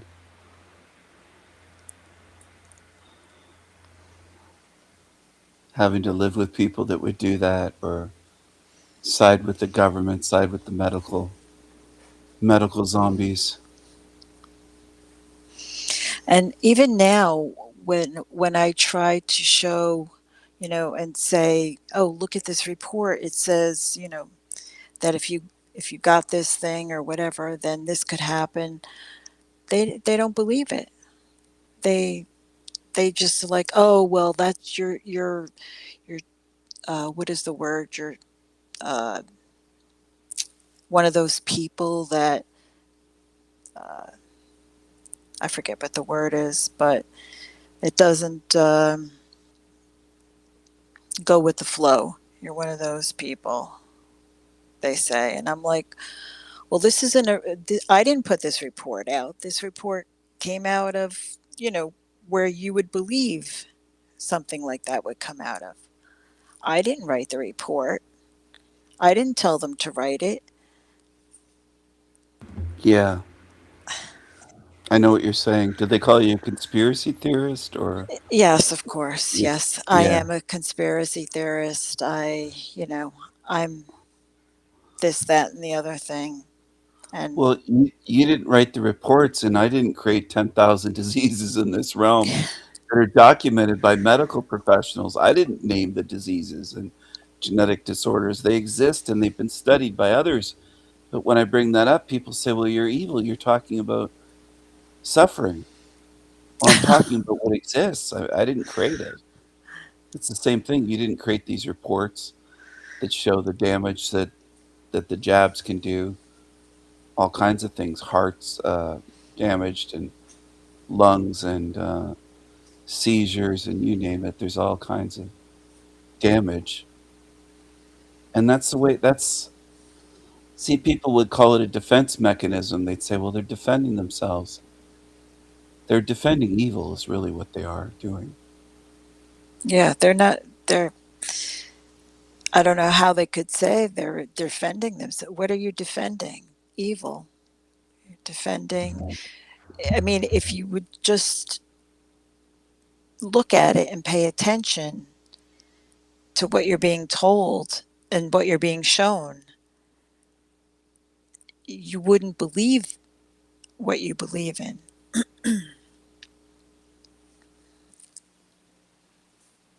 I think for most of them, truth doesn't mean anything. They think it's just what they feel. Just like that Hanko Flamio character or that ginger woman earlier that says she doesn't want to look into this and it's not what she wants. They think that truth is something that is what they want and makes them feel a certain way. They don't seem to recognize any objective truth. They just don't. Whether it's something scientifically proven or whatever the case may be. I haven't named a single disease, but I can look up just pages and pages of named diseases, and they estimate it's over 10,000 that they've named and documented and studied. So I didn't create those. What did? Not me. So if their God created this realm, then it created that. They have to credit the same thing that they pray to and worship, that they say created everything. If their God created everything, darkness and light, sun and moon, the earth, animals, plants, it created the diseases too. Created everything. And they Yeah. think they're clever though. They'll go, oh no, Satan did that. Well, who created Satan? Oh, God did. So it always goes back to their creator. The old saying of the buck stops here. If I was running a business, I wouldn't blame somebody in the mailroom if my big corporation was failing and I was losing $1 billion a year. It'd be on me as the owner and CEO. I wouldn't be blaming the lowest level people, the company, saying, well, it's their fault. It's their fault that our company's screwed up. They just bring the mail around. So what I'm getting at is the buck stops there with the creator. They have to take the blame if they're going to take the credit for designing butterflies and little flowers and things like that. They also designed thousands of kinds of parasites and thousands and thousands and thousands of types of genetic disorders and diseases. That's their doing. It's not mine for mentioning it. It's not my fault. Yes, they don't even get past the point of when you say, well, who created this and then you could say, and they say um, the devil, whatever, they can't even get past that. They can't even say, oh, well, they can't even say, well, let me think about that. They'll just stop and go into like zombie mode and start calling you names. It's like a wall gets put up, and they can't get past that wall. Yeah, and I would blame them for putting the wall up. Yes. I would say they put the wall up. I didn't do it. I don't think an outside force has to do it. I think these beings are so weak-minded, they can't face the truth. They can't think. They can't think logically. They don't wonder about things. They go through their life like a zombie. And then they wonder why they're slaves, or they don't even know what freedom is, though. They have no idea. As far as that would go, is freedom for them would just be saying, well, we live in a free country. And if you said, how so? How are we free in this realm? They wouldn't even be able to give a 2-sentence or 3-sentence answer. Most are just zombies. They're not thinkers. And that's why one of the reasons why I've said to people, there's no reach in them. I might as well go crouch down in the forest and talk to a snail with a little rock beside the snail. And those two things are my audience. And I'm trying to explain the hell realm system and the recycling system, because it'll reach that snail and that stone as much as the average zombie. Nothing gets through. It just doesn't work. It's not even possible. As far as I'm concerned, it's mission impossible. There's no way to reach them. They don't even have the IQ to be able to understand. They just can't understand anything. Yes, it is true. It is true. All they can really do is do what they're trained to do. Trained in school or trained at their job, whether they're a mechanic or work in an office, they're trained to do certain tasks. But if something happened and it was a real emergency situation where they had to think and problem solve, they couldn't do it. They can't do it. They'd probably say, I wasn't trained to do this, or I'm not paid enough to do this, or they'd make up something, but they wouldn't be able to do it. The average person can't think. They can't problem solve. They just Yeah, can't do it. it's true. It's true. I remember being in a situation once, and there was like a whole bunch of panic, and I was the only one that was calm and able to get everybody to do what they needed to do. And someone was like, "How could you be so calm?" And I was like, well, am I going to be, I've thought to myself, am I going to be that screaming woman that you always hear her screaming at the top of her lungs? Well, what is that going to do? Do Well, anything? it makes it worse for anyone that's trying to do something, because then it's just added onto it. That's what I've had to deal with a lot of times, where there's a situation, or I've been in situations, and there is somebody just screaming or somebody just making it worse. And I'm the type that I'll stop everything and say, can you just shut up? I'm trying to handle this situation and you're just making it worse. I've actually done that and told them to just shut up because they're making it worse. And sometimes I've done that and then a husband that's there, their husband will look at me like, and I'd say, yeah, you should have told her that years ago. I'll add that on, because he'll look at me like, how could you say that to my wife? And I'll just say to him, yeah, you should have told her to shut up years ago if she does this. Because it's not making anything better. It's making things worse. Well, not only that, but in a crisis situation, all he's worried about is you telling his wife to shut up when he should be worrying about other things. Yeah. But that's the way people are. They're in their feelings. Yes. Because they'll say, well, that's insulting and how offensive.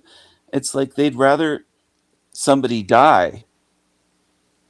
That them being offended is worse to them than somebody dying. Like, it's, their priorities are all messed up, but that's the way these zombies are.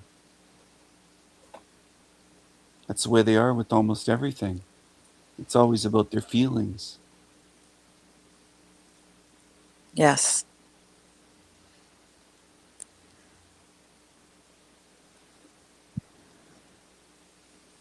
I wouldn't be surprised with some of these zombies if they didn't know CPR and someone comes along and knows CPR and is doing the breathing and their child drowned and is doing the breathing and then starts yelling at the kid to wake up and is doing the chest compressions and has their head tilted to the sides trying to get the water out of their lungs. If they yelled at, don't talk to my kid that way, and they'd be offended when you're trying to save their child's life. I could just picture these zombies doing something like that. Like they would step in and try to push the person away that's doing CPR. They're just so messed up. You can't help them. There's no helping them. They're so far gone. They think tone of voice matters more than saving someone's life, and they're just an absolute mess. Most people are an absolute mess these days. They just are. They don't even seem like they're real anymore.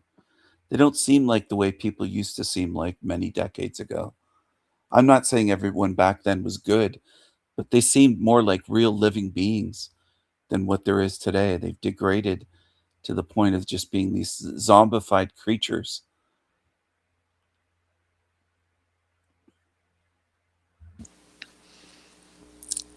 Yes, it's there's a town that we live far, like an hour away from a major area where we need to go pick up certain groceries.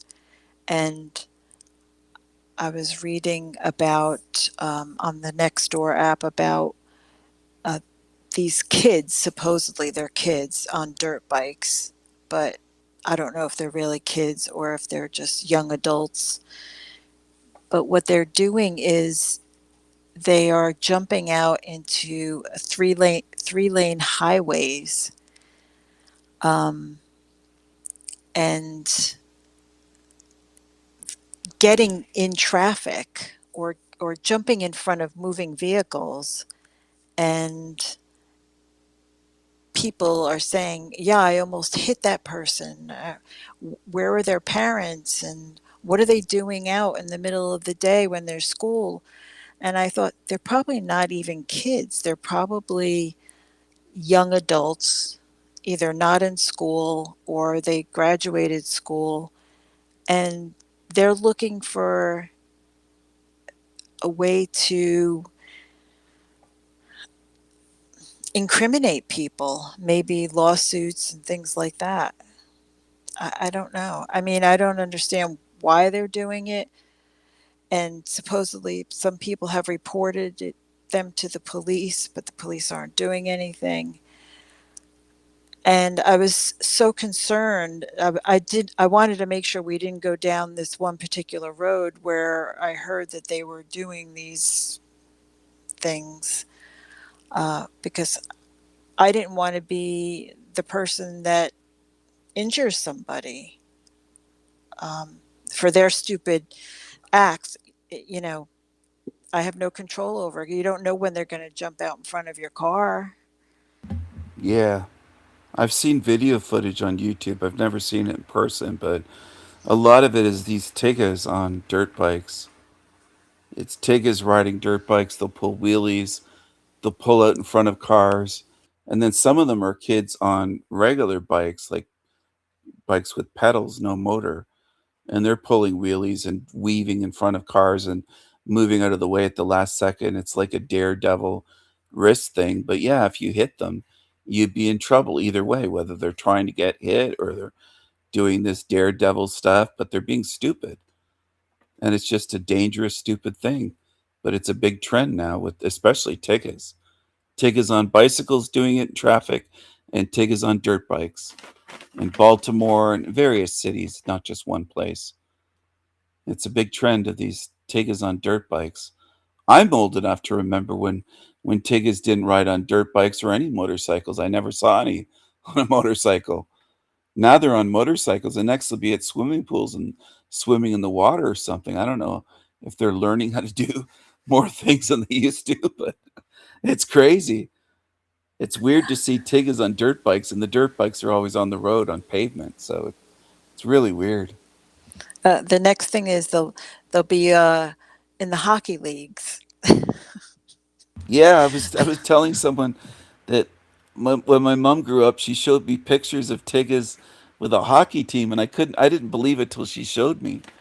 Like, my mom's been passed away for a long time, but when she was alive, she showed me pictures of like a all black hockey team, and I couldn't believe it. I was like, when did they, if they played hockey way back in those days when she was just a kid, when did they stop playing hockey? Because they don't play hockey anymore. So it's really weird, but they really don't like skates and they don't like water. They'll go to the beach, but they won't swim.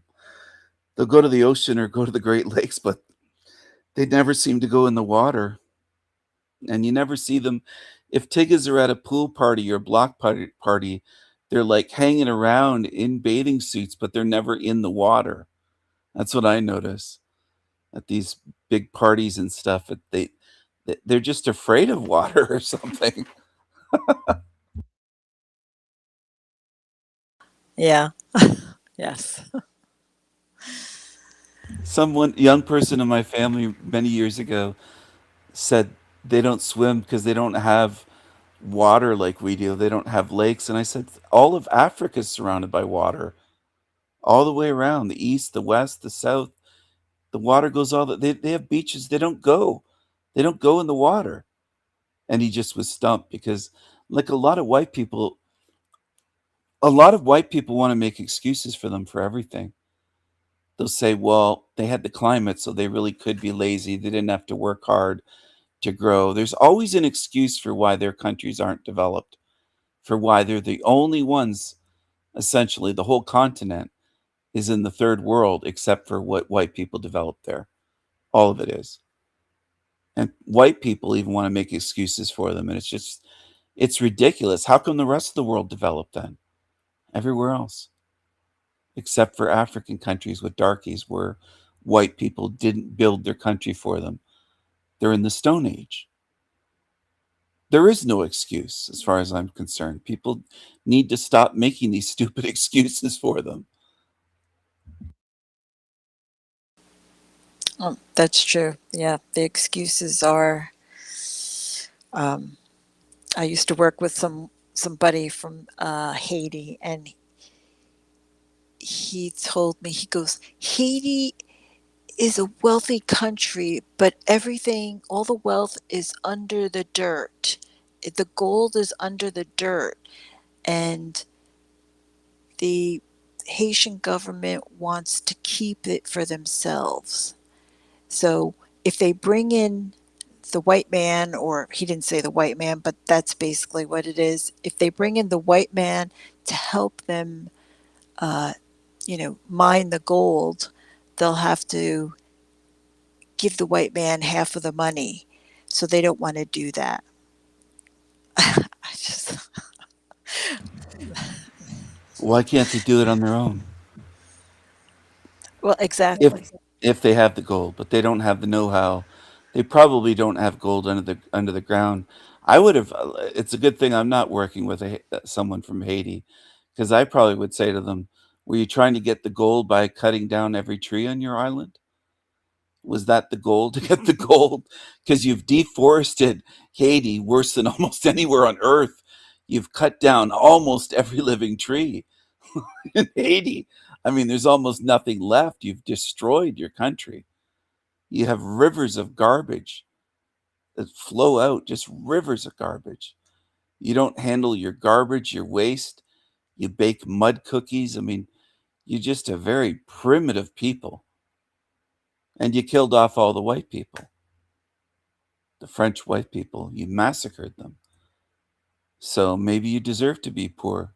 Maybe your country, after what you've done, deserves the poverty that you have now. Maybe you people earned it. I'd say, if it's so wealthy, what are you doing here? Why don't you go back to Haiti and start digging for gold? Dig with your hands if you have to. Get a little plastic beach shovel or something if you have to. I just don't have any sympathy for them. They murdered all the French colonists there. Tortured, murdered men, women, children. Some of them were able to flee, but the ones that couldn't flee, they were all killed off by the darkies. Yes. So I'm not helping them. No, I'm not helping them either. I just. Well, I might send them a message in a bottle, like a glass bottle. If I go to Florida, I might float it to Haiti that says "F you" on it or something. But that's about it. I'm not helping them at all.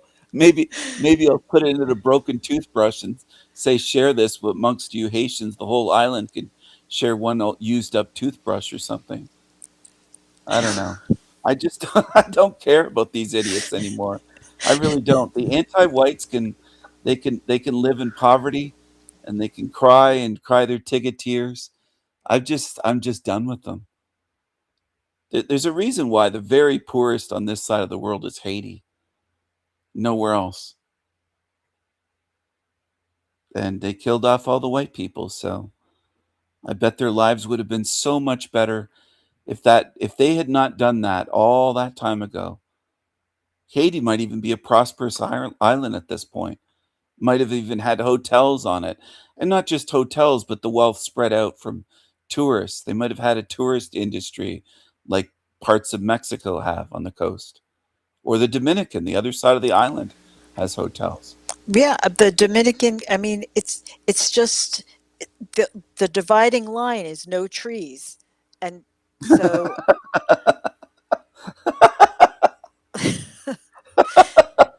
it's just, We're in the Dominican. They didn't cut down all the trees on the other side. They cut everything down. It looks terrible.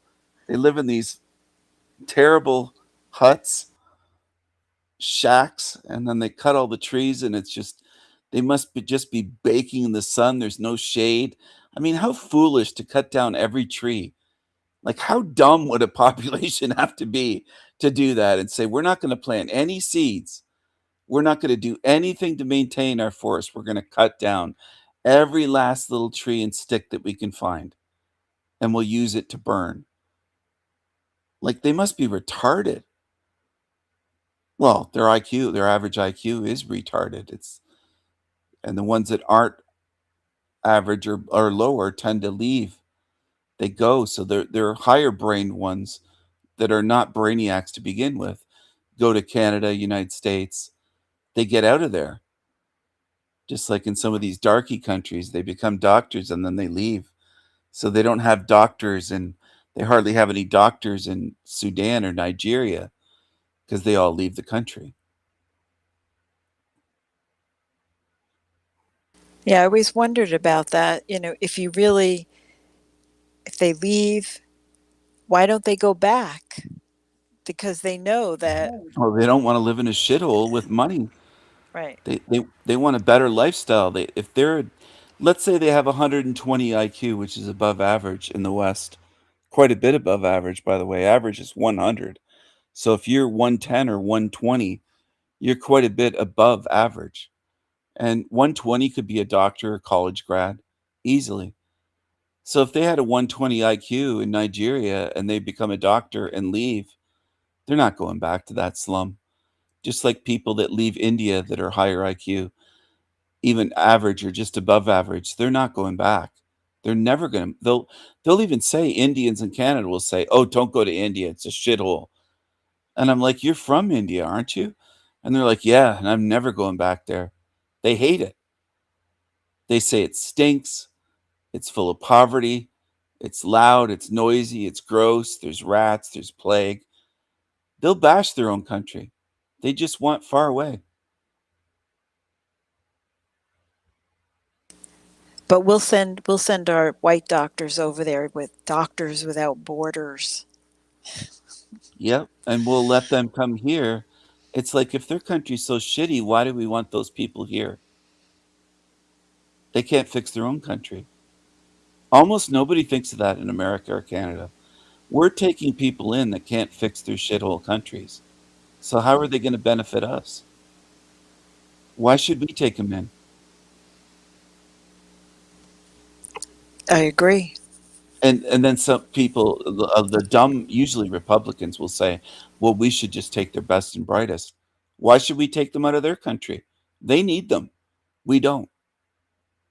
They need doctors and engineers. Let's say they are, like the old cliche, they're all doctors and engineers, which they aren't, of course. Everyone knows that. But some of them are, a small percentage. Well, they need them far worse than we do. They need their doctors in Haiti and in Nigeria. We don't need them. They need them. They need all the brains they can get. They need all the ones because they don't have enough.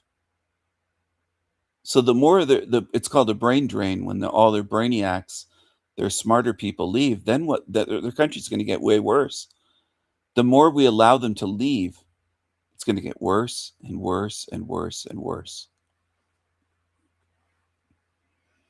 Worse than it is today. And like you said, they'll cut down every tree in Africa, and Africa will look like Haiti. Yep. And then they won't blame the Africans that did it. They'll say that they just didn't have resources there. They didn't have trees. They'll try to convince us that African countries, whole countries, huge land masses had no trees. Or they'll blame it on white people. They'll say, Yeah. "Oh, well, we had to do it because of," and they'll make up some Or excuse. or they'll say we went there and we cut them down. We logged and it Right. wasn't the Africans, it wasn't it wasn't the darkies, it was us that went there and did it. We went there in the middle of the night and cut down all their forests, all their trees. You're right, they would blame us. Did you know that South Africa is a huge area? I think it's bigger than Europe. Just South Africa. Like Africa is bigger than what they show us on a map. It's a big continent with quite a few big countries. Now I know we live in huge countries. In the United States and Canada, we live in massive places. And Europe, all of Europe combined is just small. So it's not like they don't have land mass and resources in these countries. They do. But they just don't do anything. And if anything's built for them, they just trash it. It just ends up destroyed. I think we should either go all in and colonize all of Africa, or preferably what I would do is just leave them alone completely and shun them, not help them. No money aid, no food aid, no going there to help them mining or doing it. Just leave them to their own devices. If they stay in the Stone Age like the Flintstones forever, let them stay like that. And let them complain and blame white people when they just can't do anything. I mean, they're riding around on trikes with no motors, and the wheels are hacked, shaped by a machete. That's the best they can do. In the Congo. Yeah. And then they'll say we're the same species. Well, how does that make sense? They'll say, oh, we came out of Africa. Well, if they were the original people around longer, they should be way advanced, not in the Stone Age. Nothing they teach people makes any sense. It's not correct at all. Right. Then I always, how could that, when they always said, you know, you came from Africa, how is that possible that our skin is so white and theirs is so dark? How do you figure that if we came out of Africa? I mean, if you even think about that, just that. Well, it doesn't change. Right. That's what If white people keep having sex with other white people and having babies, your skin is not going to change that much at all over generation after generation after generation, no matter where we move to. White So people could move to Hawaii. They could move to somewhere hot and keep having babies. They're not going to turn black. Black people did not turn white, and white people don't turn black. Doesn't happen. Right. And so how, what I'm saying is if you just think about the skin color and nothing else, it's not possible. No, it isn't. And it isn't possible for noses to change this much either. Right. You see this guy on the screen? Yes, yes, I see him. There's no white people with a nose like that. So we didn't have noses like that and transform into the noses we have today, or lips like that, or the skull shape. And it's more than just skin color. There's so many differences. There's even differences with diseases, sickle cell anemia. And there's all sorts of things that it's exclusively black. So anyway, we were not black people at any time. There's everything about us is different, from beyond skin color to criminality, behavior, impulse control, just all sorts of things. We're different in every way. Bone structure, bone density, skull size, IQ differences. There's just massive differences no matter what you look. It just indicates to me we're not the same species. What science tries to do is tell us or make us believe is that a little chihuahua is the same as a blue whale. They're just very different. They're not the same. And they'll try to make us believe that. We're not the same, though. Yeah, that's true. There's almost no white person on earth with a nose like that. Why are there so many darkies with noses like that?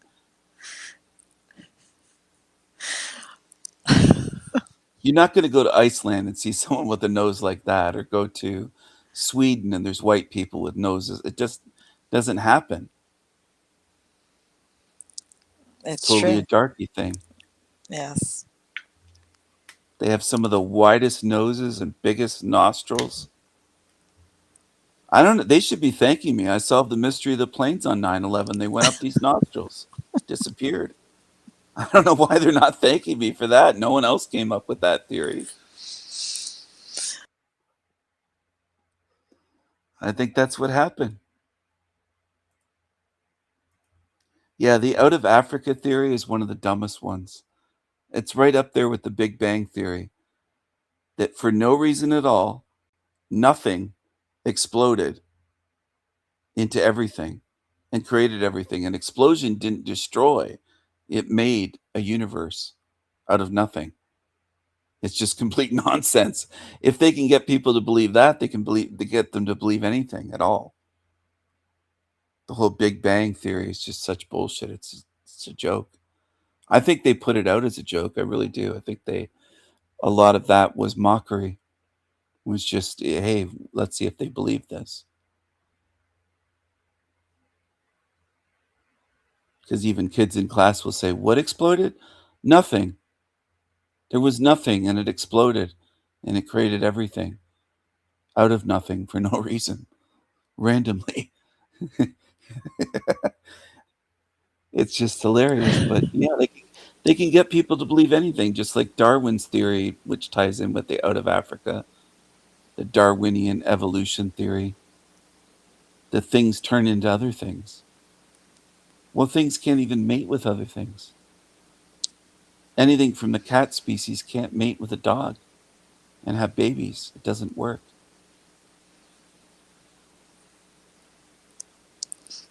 I'll never forget when I was very young. I was sick and they couldn't figure out what was wrong with me, so I spent some time in the hospital and they did some testing, and there were only two children on the floor of the hospital at that time. It was me, and it was a boy that was a little bit older than me, and he was an atheist. He grew up in an atheist family, so we would have conversations and we would talk. And so when I got back to school after being out for a couple of weeks, the teacher was interested in what happened to me and things like that. And then I started talking about atheism in the Catholic classroom. It was quite interesting. she was like, "Oh, well, we can't really talk about that." So it was just She an couldn't talk interest. about it because it was the atheist point of view. Yeah, I mean, Uh, not that I was like saying, "Oh, this is what I believe." It was just I was talking about some of the things that I talked about it in the hospital because it was just me and this other kid. So, you know, we were, yeah, I see what you're saying. I remember in Catholic elementary saying, "Why would we need clothes or robes in heaven, or Jesus wear a robe?" And the female Catholic teachers was like, "Oh, well, what would Jesus? He would be naked. What would he be wearing then?" Well, you don't have a body in the spiritual realms. I thought we were spirits. It's not like we're walking around with bodies and we have to wear socks and shoes and go to a clothing store. But that's the way they envision it. I think that's the level most people are at. They just think, well, heaven is just like earth. We wear clothes, we have bodies, we have cars. It's really no different than here. Even have to have a job in heaven, according to some of these NDEs. You get to work for eternity. Are you looking forward to that, people? You want to stay in well, the astral realm and have a job forever? or they'll be like, well, what else would we do in heaven if we didn't have a job? What a great imagination. I would say to those people, you deserve to be a slave then. If you can't imagine doing anything else than having some job for eternity, then work for eternity. I'd say to them, when are you going to retire? Never? You're just going to work for eternity like a fool? Well, I'm certainly not going to work for eternity. I tried to stop working as early as I could in this lifetime. I didn't want to be working at 80 years old. Yeah. That's the way people are here, though. So be it. They'll go to the astral realm and they'll say, "Oh, and you get to have a house and you get to pay bills and you have a job. It's going to be great. You could work in a shoe store." You could-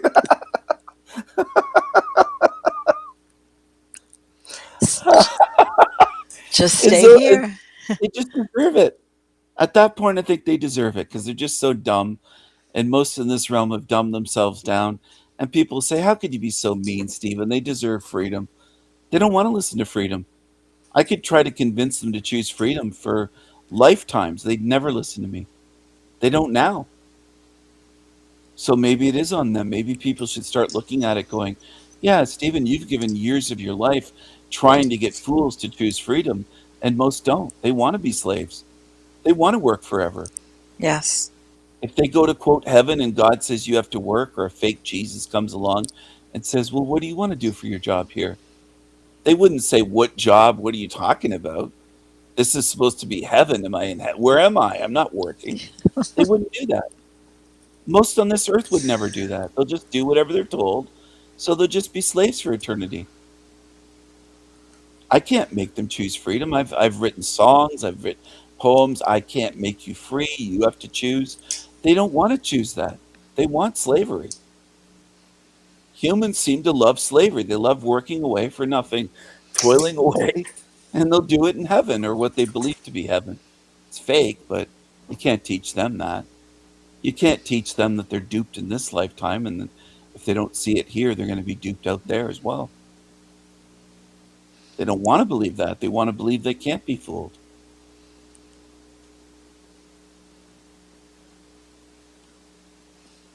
Mayhem said, "Do God's laundry." Yes, some of them could do his sticky underwear and his socks and his sweaty shirts. Maybe it gets hot in heaven and he soaks through his shirts like that Chrissy pissy Uncle Fester, where he's got these big sweat stains soaked right through the arms of his shirts, armpits. And That's what they someone, can do for eternity. yeah, and someone could be Jesus's tattoo artist. Yep. And lick his boots clean. They could wash his feet. Like he used to wash people's feet according to the Bible. at least. I mean, obviously, I don't buy that. I think the whole thing is a joke. It's been in the hands of Freemasons probably since it was written, since the first one was written. Some of them can have a job just wiping Jesus's butt or what they believe to be Jesus. Others can lick his boots and spit shine his boots and wash his feet. That can be their job for all of eternity. And they probably say they're happy. They'd be happy to do that. Oh, they'd be honored. They'd say, "Oh, I'm honored." And Jesus would say, more tongue, use more of your tongue on my dirty feet. Lick my feet clean. And they'd say, yes, Master, yes, yes, Lord. Yes, Lord and Savior. What an honor to be a foot licker and a boot licker for eternity, for some creature that just puts on a facade of looking like what they believe Jesus should look like. They're just so foolish. They're so stupid. You can't teach these beings anything. Why would there be these great big buildings, libraries, and Roman columns and marble, the heaviest stone that you can think of, just huge buildings in heaven, when it's supposed to be a spiritual place where you don't need physicality, you don't need buildings and bodies? And they just believe it. They see it and believe it. Oh, this is so glorious, all these white marble buildings with these huge Roman columns, just beautiful and glorious, magnificent. And I'm standing there watching this stuff going, why would that exist? It seems like just another illusion. They're trying to dupe you again, but there's no way to help humans see through this stuff. They don't want to see. They just want to believe. They don't want the truth.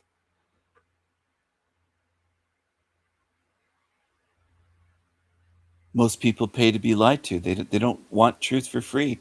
They'd rather go places and pay for these channels to lie to them and get readings and tarot card readings and psychic readings and astrology readings from Lolita and everyone else.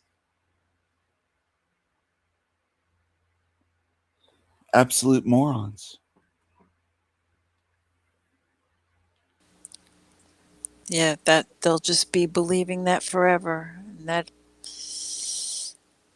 there's no way to convince them otherwise. Well, showing them how fake it is doesn't work. So what would work is what I would say to people. If people say, Stephen, why don't you? I've already spent years trying to get through to people. Nothing works. Nobody had to spend years trying to show me how fake things are and how they're scammers. I mean, it's just obvious. But people want to pay for it.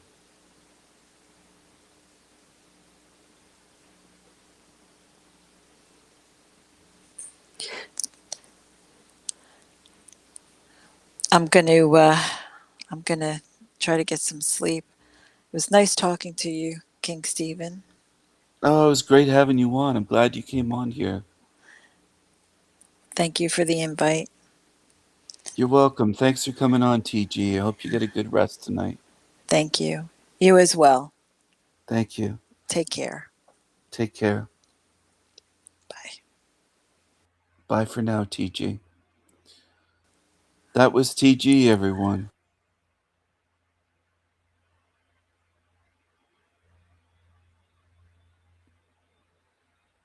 Looks like we have 14 people tuned in. I hope everyone is enjoying the show. It's been quite a show. I've been live now for 3 hours, 35 minutes. I'm starting to get sleepy as well. I might end the live stream. Here would be probably a good time to end it as well. Maybe I'll play some music. But I am starting to get sleepy and tired as well. It's been a long day. It's been a long day. Pardon me, people. It's been a long day.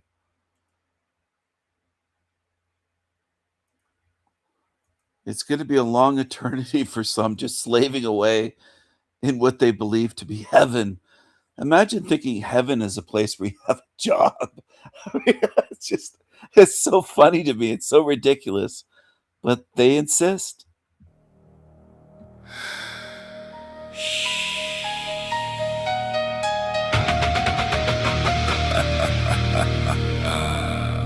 Parasite.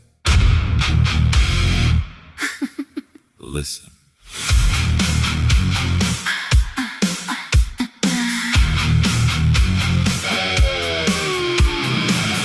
You're a parasite. You're a vampire of fun. You're boring and draining everyone. You aren't fun. You aren't fun. Bloodthirsty, creepy creature, monster, leech, leech. You're a thief of joy. You aren't fun, miserable. Demon. You aren't funny or charming. You are an angry, insecure loser.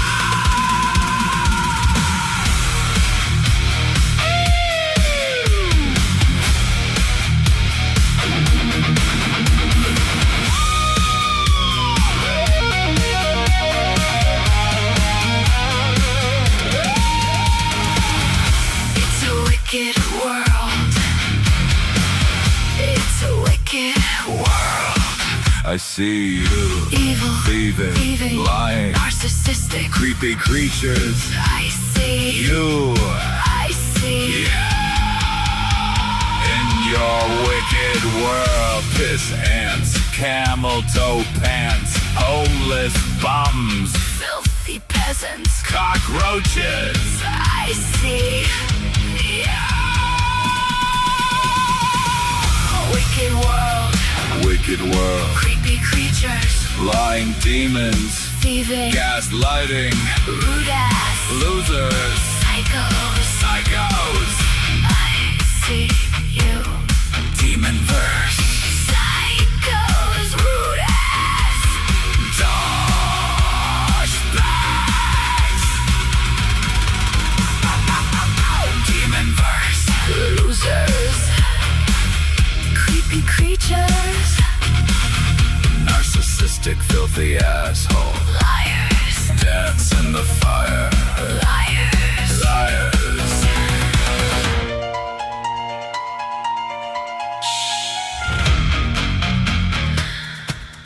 parasite, Listen, you're a parasite, you're a vampire of fun.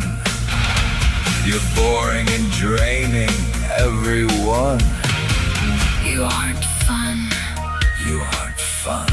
Bloodthirsty, creepy creature, monster, leech, leech. You're a thief of joy, you aren't fun, miserable. demon, You aren't funny or charming.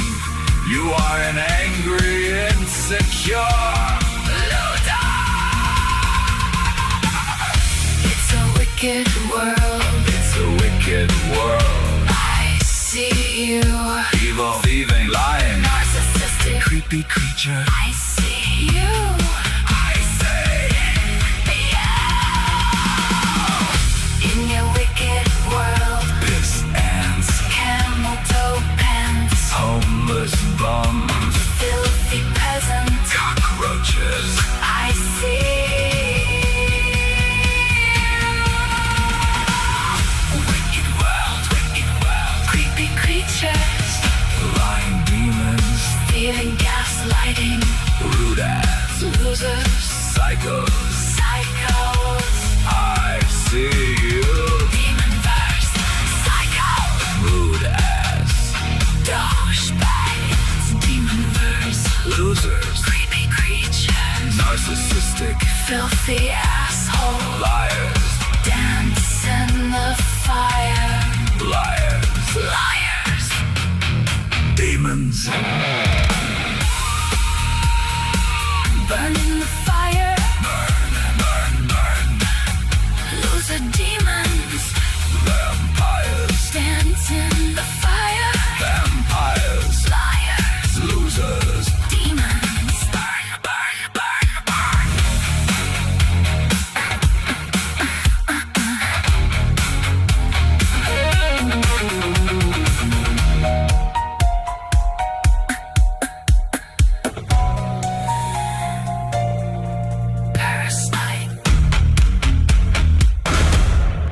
listen. You're a parasite, you're a vampire of fun.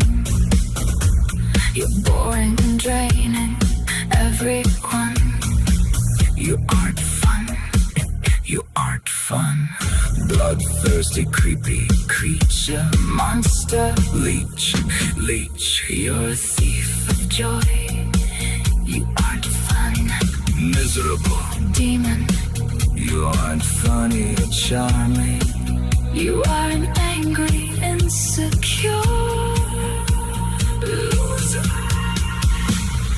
It's a wicked world. It's a wicked world. I see you.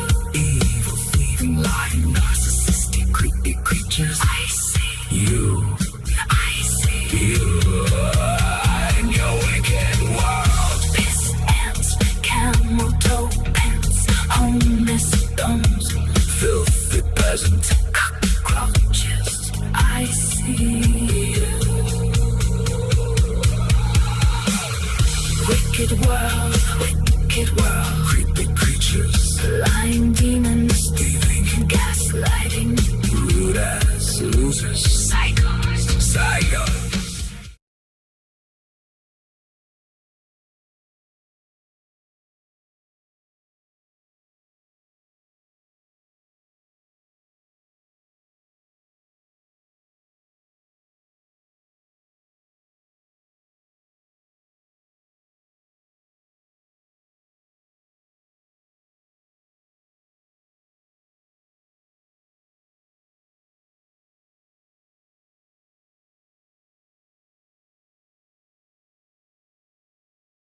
Being, it is the It's straight away.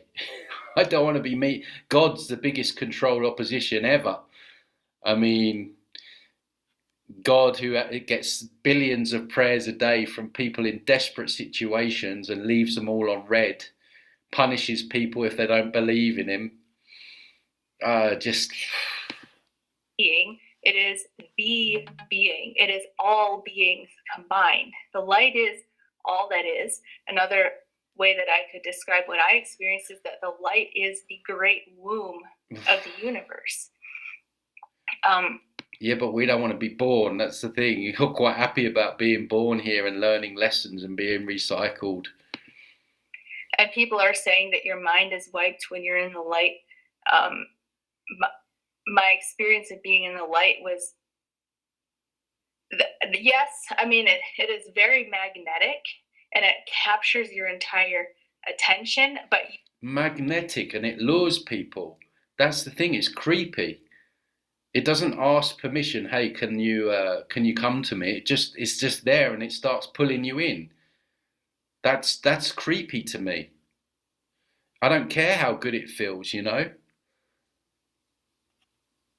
you aren't being forced to think or not think about anything. In fact, I just interviewed somebody the other week, or last week, 2 weeks ago, I think. And Robert Aho is his name. And I don't want to give away too much about it because I haven't posted it yet, but he experienced the light. And he spent an eternity in the light, not thinking about anything except being in the light. But then as soon as he had the thought about his previous life on earth, he was able to go and do whatever he wanted to do and think about whatever he wanted to think about. So to somebody who's experienced the light, it just doesn't make any logical sense to say it's wiping your mind and it's spitting you back. Yeah, no, it doesn't make any logical sense because you won't look at or acknowledge any of this stuff. You know, this is a frustrating thing. She's just not willing to go anywhere near any of it, you know, which is really deceptive to her thousands and thousands of viewers, not telling them the full story, both sides of it. Back into an incarnation.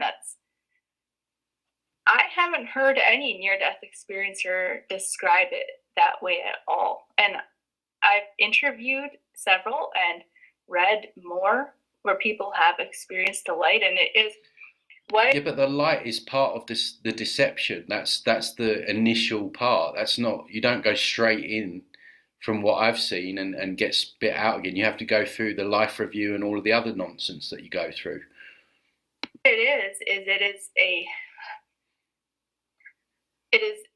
How do I describe this?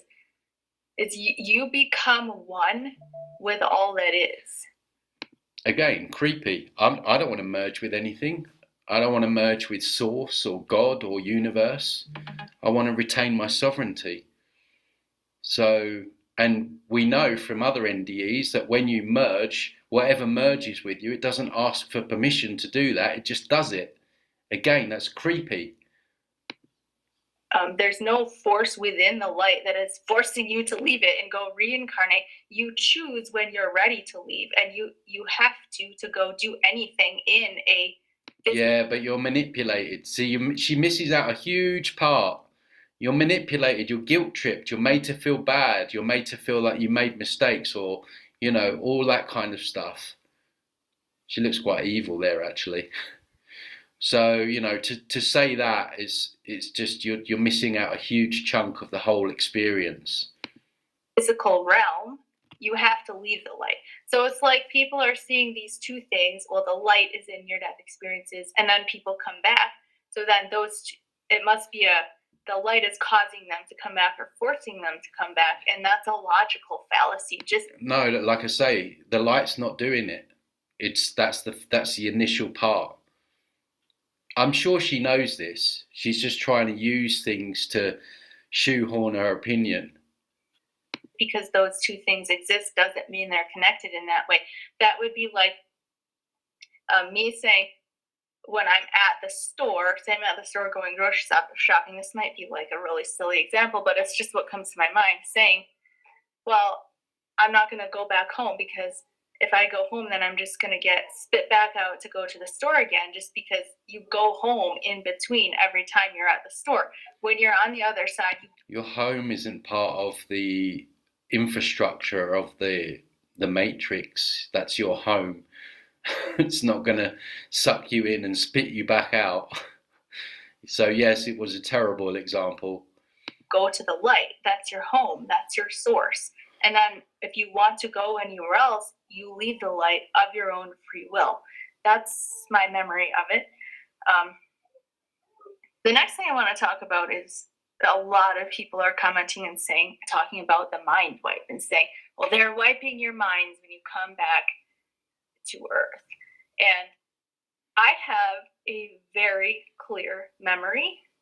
Again, this is just my memory. I'm just putting it. Yes, again, it is just your memory, right? We don't know you. We don't know if you're making it up. You've got a huge channel. You know, you could be just getting people on for propaganda reasons for the Matrix. So yeah, I think, you know, we need to take a broad brush when we're looking at the memory wipe subject. We're not just going to go off your one experience with your 131,000 subscribers. It out there for you guys. I have a very clear memory of going under the veil, because when I was about 18 years old, I had what I call a near-death-like experience, in which I experienced many things that people experience in their near. I mean, they memory wipe us when we're asleep. I mean, you wake up and you've been memory wiped. You can't remember anything, or you might for a couple of seconds. It's going on all the time. Death experiences. And I remember very clearly transitioning into that experience, expanding out of my body. I remember having an experience of ultimate knowledge, and most of that I do not remember, but I very clearly remember coming back in, and I knew exactly what was happening. And it is, my mind was not wiped. I can tell you for... Doesn't mean anything. We don't know you. You know, why do they call it research, retire?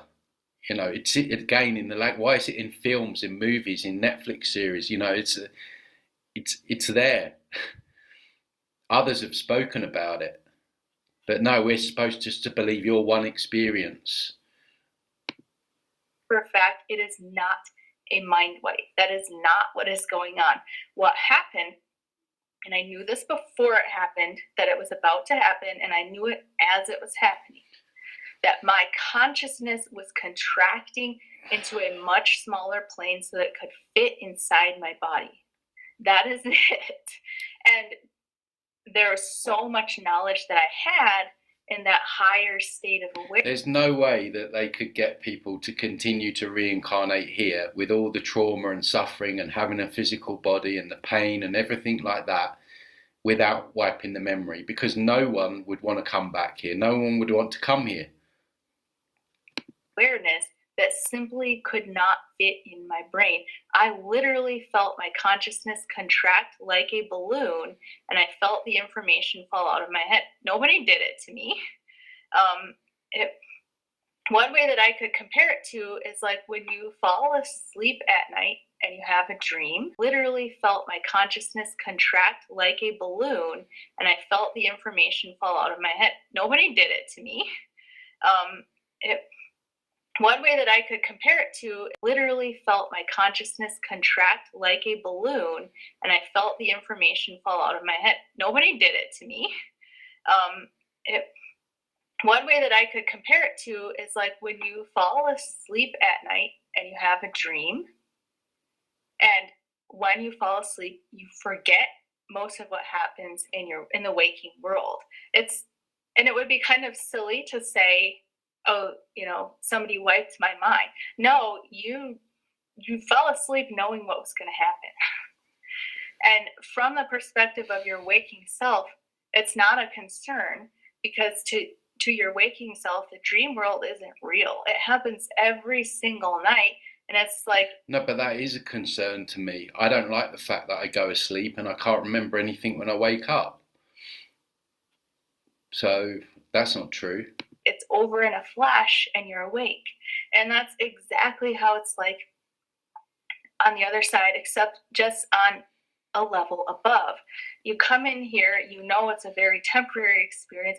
You know that forgetting certain things is part of the deal, but nobody is forcing you to do it.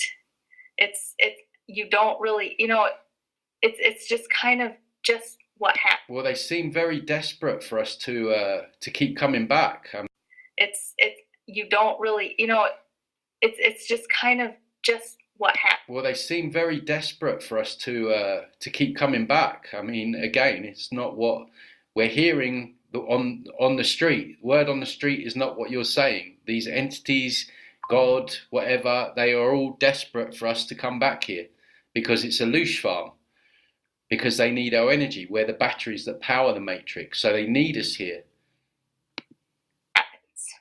So you don't go around your life terrified of having a nightmare when you're asleep and thinking, I'm never going to sleep again. I'm never going to sleep again. I'm never going to put myself through having that nightmare again. You don't really put much of your brain power into what's going to happen when you're asleep. You don't really get a choice because you just fall asleep anyway.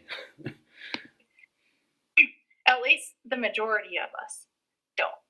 And so it's similar like that. Like what I experienced was very similar to that. It was just like changing states of consciousness. It wasn't like somebody sinister was out there saying, I'm going to wipe your mind so you can't remember and I can trick you into coming back in over and over. Like when you go to sleep at night, coming in and living these lives serves a purpose. And we choose to do that. Nobody's forcing us to do it. Yeah, your experience. Okay, and move on. So that, again, is just my perspective as somebody who remembers what they're calling the mind wipe. I remember it very, very clearly. I remember the music that I heard. I heard the music of the spheres as I was coming back in. I remember how it felt as my consciousness contracted and the information fell away. And I knew, I was aware that it was going to happen. It was just... So she...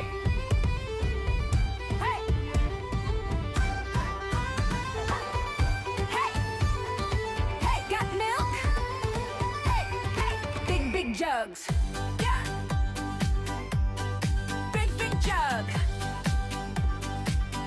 Tubby, tubs. Tony titties. Hey. Big jugs.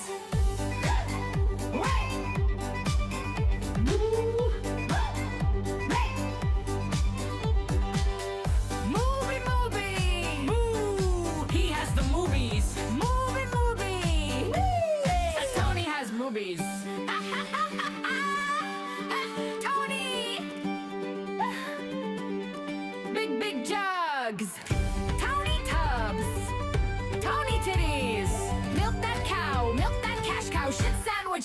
jail.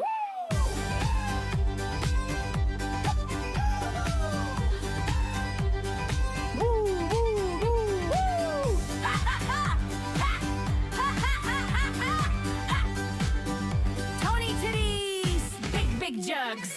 Tank top Tony, selling milk. Got milk? Moo!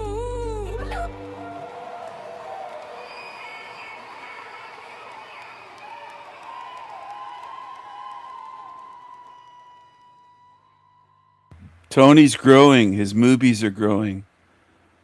Big jugs. This woman is creepy.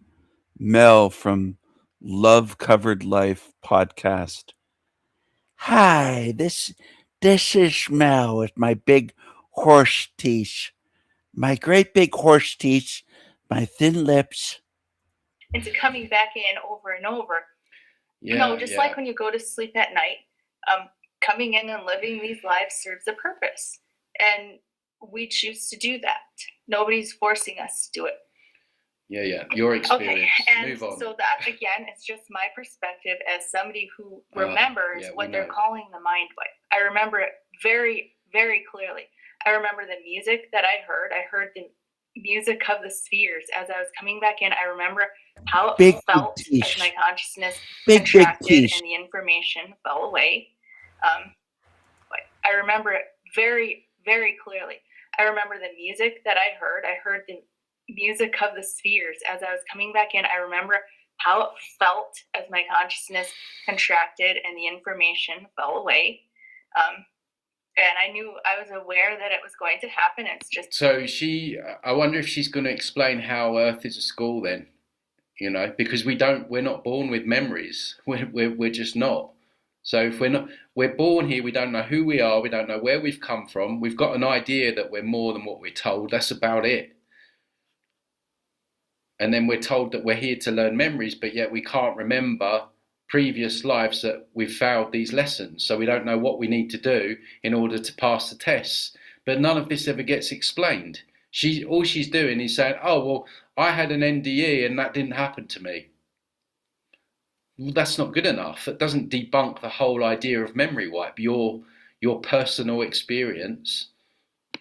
it's part of the process. Nobody forced me to do it. Okay. The third and last thing that I wanted to address is this idea that our guides are sinister beings called archons that are tricking us into a reincarnation cycle in order to feed off of our negative energy. And I think there's just so many things about this that don't make... She's super triggered on that one. That one feels too hard for her to take. It's too negative. It's too fearful. Make logical sense. First of all, if that's the case, then why are people... It makes the most logical sense. If we live in a world where it's constant fear, trauma, suffering, wars, famines, drama, illnesses, like financial crashes, it makes absolute sense that there would be some kind of force that is feeding on all that fear and negative energy that we're emitting. It explains everything. It explains why this realm is as it is. It explains perfectly.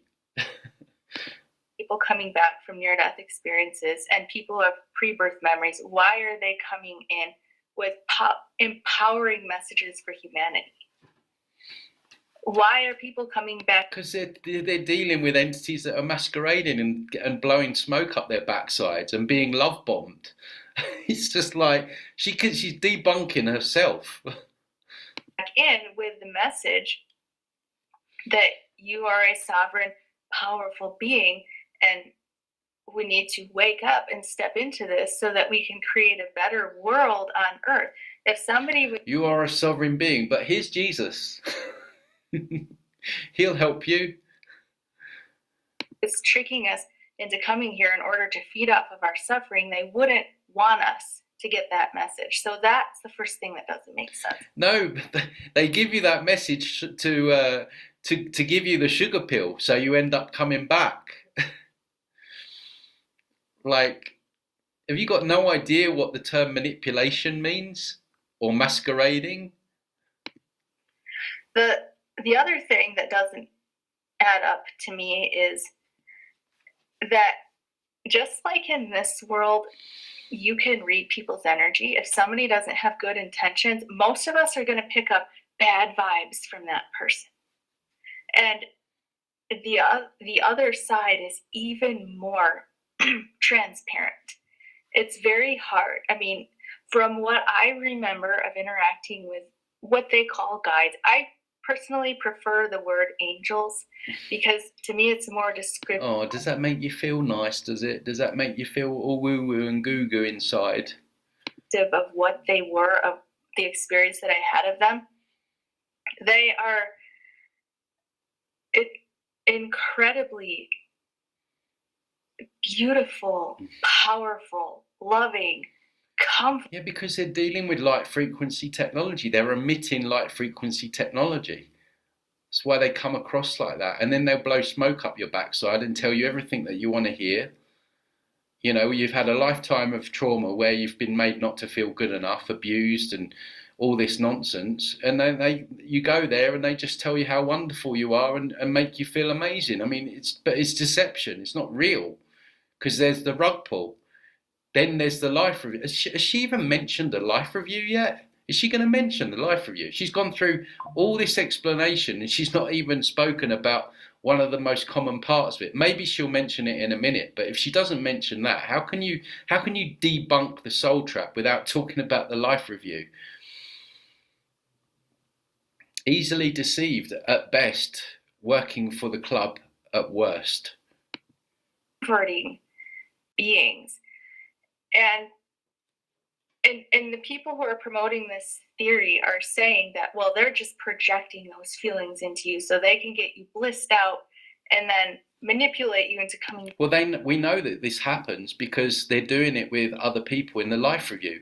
They're making people feel bad about what someone did to Joe Bloggs when he was 26, but then they make him feel what Joe Bloggs felt, right? So they have this kind of technology where they can make people feel certain feelings. And so that is going on. And there are many NDEs and experiences that talk about this. So she should know, having all these people on her channel, that they're able to do that. You're able to feel what other people feel. Back, but that's not what I experienced. What I experienced... She's starting to get on my nerves now because all she's talking about is her own experience. Like, your experience it's not the sum total of all the information out there. Was an ability to know their souls on such a deeper level than we can do here. It goes beyond mind-to-mind telepathy. It goes to actually knowing somebody as if you were that person and you had all of their experiences. So it's very hard. Now, like I said, I do believe deception is possible, but I do believe that... It's interesting watching these comments go. A lot of people are like, this is a trap. People don't want to come back. Humanity is not improving despite these empowering messages. Yeah, that's a good point, what that person makes there. All these people coming back saying how it's all wonderful, all love and light, and it's beautiful. And yet, you know, we're more like traumatized and enslaved than ever before. So I think she's got a problem in that a lot of her viewers are starting to clock on to the soul trick. Deception usually happens in cases of self-deception, where beings can play into fears or beliefs that you already have. Guess what, guys? It's your fault again. It's your fears. That's how they're able to do it. Unbelievable. This woman completely lets the Matrix off the hook. But it's much harder to deceive because your whole being is apparent. It's obviously apparent who you are and what you're about and what your energy is and what you're thinking and what you're feeling and who you are. And so it doesn't make a lot of logical sense to me to say, well, they're just putting this feeling of bliss in you, but yet Makes perfect sense. Everything you say makes no logical sense. All you do is speak about your own experience, which, quite frankly, could be anything. You could just be saying it. You could have had an experience and you got shown the love and light NDE, but the jury's out. when you sense them and you sense their energy, if they were malevolent beings, and if you were looking to see what type of beings these are, then you'd be able to feel that. And not only that, but it's like the entire environment, the entire afterlife it's all love. I mean, it's not just like these beings are putting something in you. The entire experience. Yeah, they can simulate that. You're in a simulation. That can be fake, and is fake in my opinion. For me, when I had my experience of ultimate knowledge and I knew everything, I saw, and I can't remember most of this now, but I saw the whole picture. I saw why everything is the way that it is. She saw everything. She knew everything. She had ultimate knowledge. She knew everything. And yet, here in this realm, she knows nothing. She's just a dumb bimbo. And that included the suffering that we go through here. So when you have that level of knowledge, I just don't see how they're putting these feelings on you, so you were deceived. They put this false feeling of love into you, but yet the knowledge that you got. Everything that she's used to debunk or tried to use is true. Like the opposite is true, you know, everything. But in that expanded state was that everything is love, that God is love, and that everything is working out ultimately for the good of all. I hope that this is making sense. I'm not sure if I communicated that point very well. No, none of it is. You've not communicated any of it. It's just that you have so much knowledge and you have access to so much more information when you're over there than you do here. At least I did in my experience, and I know different people. If she says my experience one more time, I'm literally going to throw my laptop against the wall. These people are infuriating. Have unique aspects to their experiences. Maybe not everybody experiences that, but they would have to create they would have to create like an entire false universe. Yes, they have. Take the shit sandwich and deal with it. A billion times larger than we can wrap our heads around now, including multiple dimensions that we don't have access to now. And that's just. You're in an AI, lady. You're in a big AI. You're in a quantum computer. Get over it. Deal with it. If you have malevolent beings that are that powerful, then we're back to religious fundamentalism, and which you haven't moved out of. I don't know, that it just doesn't make logical sense to me. But I guess that's about it. That's about all I wanted to say. So good. Oh, that was hard. I mean, guys, I have to do these videos because they're so important to. I mean, you know, it's just absolute nonsense. She didn't even mention the life review. She'd just done an awful job of trying to debunk it. All she did was talk about her own personal experience. That's the only thing that she used.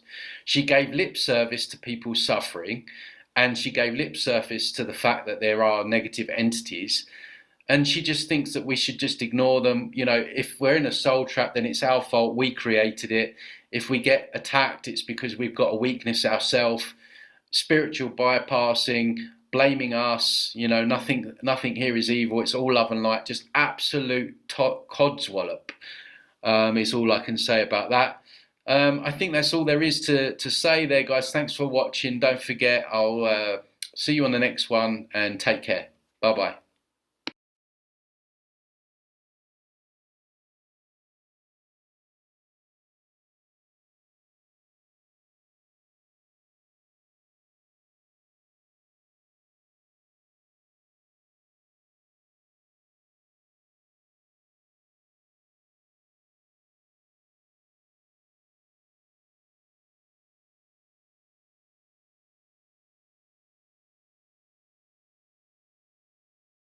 That was Big Nose, Tony Sayers, Tank Top Tony, Mr. Big Nose, and Horsey Teeth Mel. This is Schmel from the Scum Covered Life podcast. Big T Schmel.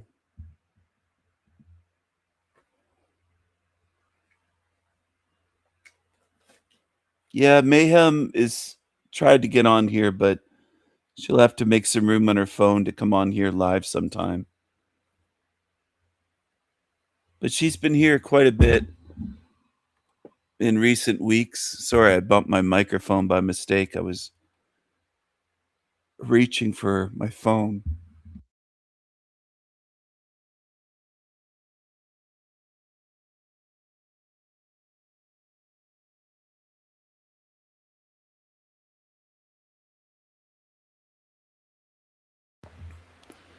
I am going to end the stream here, everyone. 4 hours and 13 minutes. This is El Diablo Radio International, the greatest show in hell. I will see you again soon. Bye for now. Take care and mad love to all good, true spirits. And burn the demons, burn them.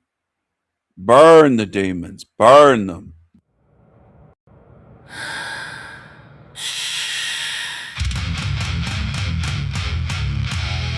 This is El Diablo Radio International. The hottest show in hell!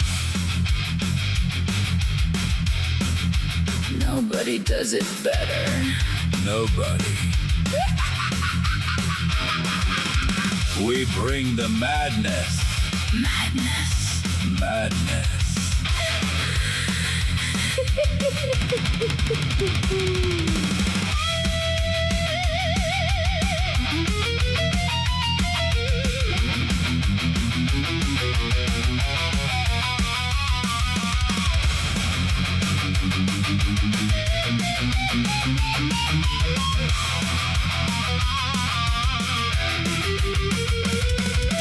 Ladies love El Diablo.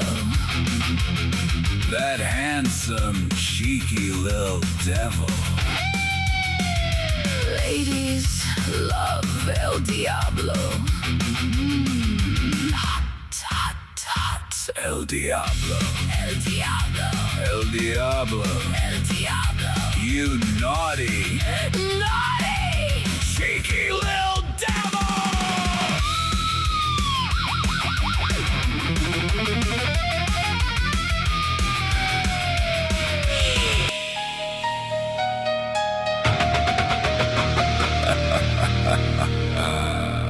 Parasite.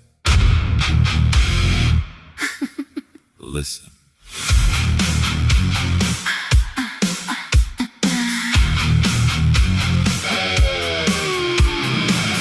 You're a parasite. You're a vampire of fun. You're boring and draining everyone. You aren't fun.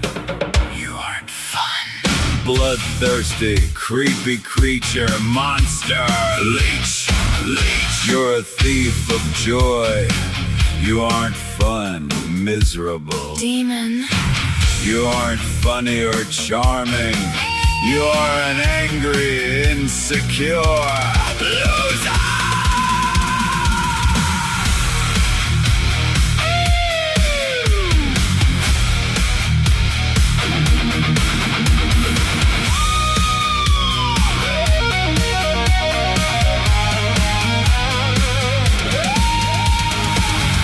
It's a wicked world. It's a wicked world. I see you, Evil, thieving, lying, narcissistic, creepy creatures. I see You, I see in your wicked world, piss ants, camel toe pants, homeless bums, filthy peasants. presence. Cockroaches. I see you. Wicked world. Wicked world. Creepy creatures. Lying demons. Thieving. Gaslighting. Rude ass. Losers. Psychos. Psychos. I see you. Demon verse. Psychos. Rude ass. Douchebags. Demon verse. Losers. Creepy creatures. Narcissistic, filthy asshole. Liars. Dance in the fire. Liars. Liars.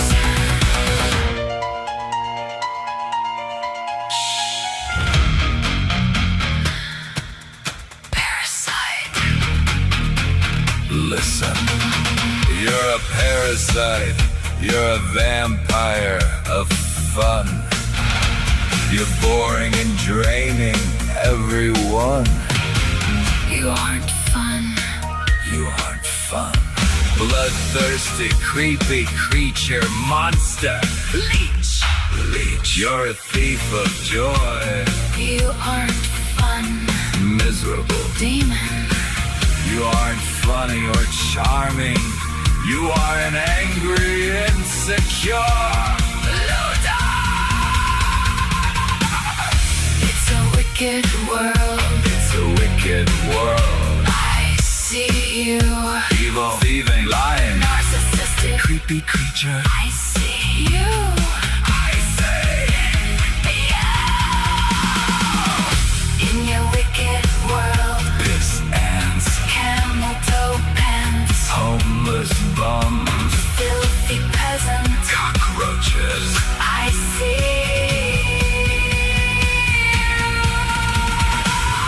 Wicked world, Creepy creatures. lying demons, Thieving, gaslighting. rude ass, Losers. psychos. Psychos. I see you. Demon verse. Psycho. Rude ass, Douchebags. Demon verse. losers, Creepy creatures. narcissistic, Filthy asshole. liars, Dance in the fire. liars, Liars. demons. Burn in the fire. Burn, burn, burn. Loser demons. Vampires, Dance in the fire. vampires, Liars. losers. Demons. Burn, burn, burn, burn.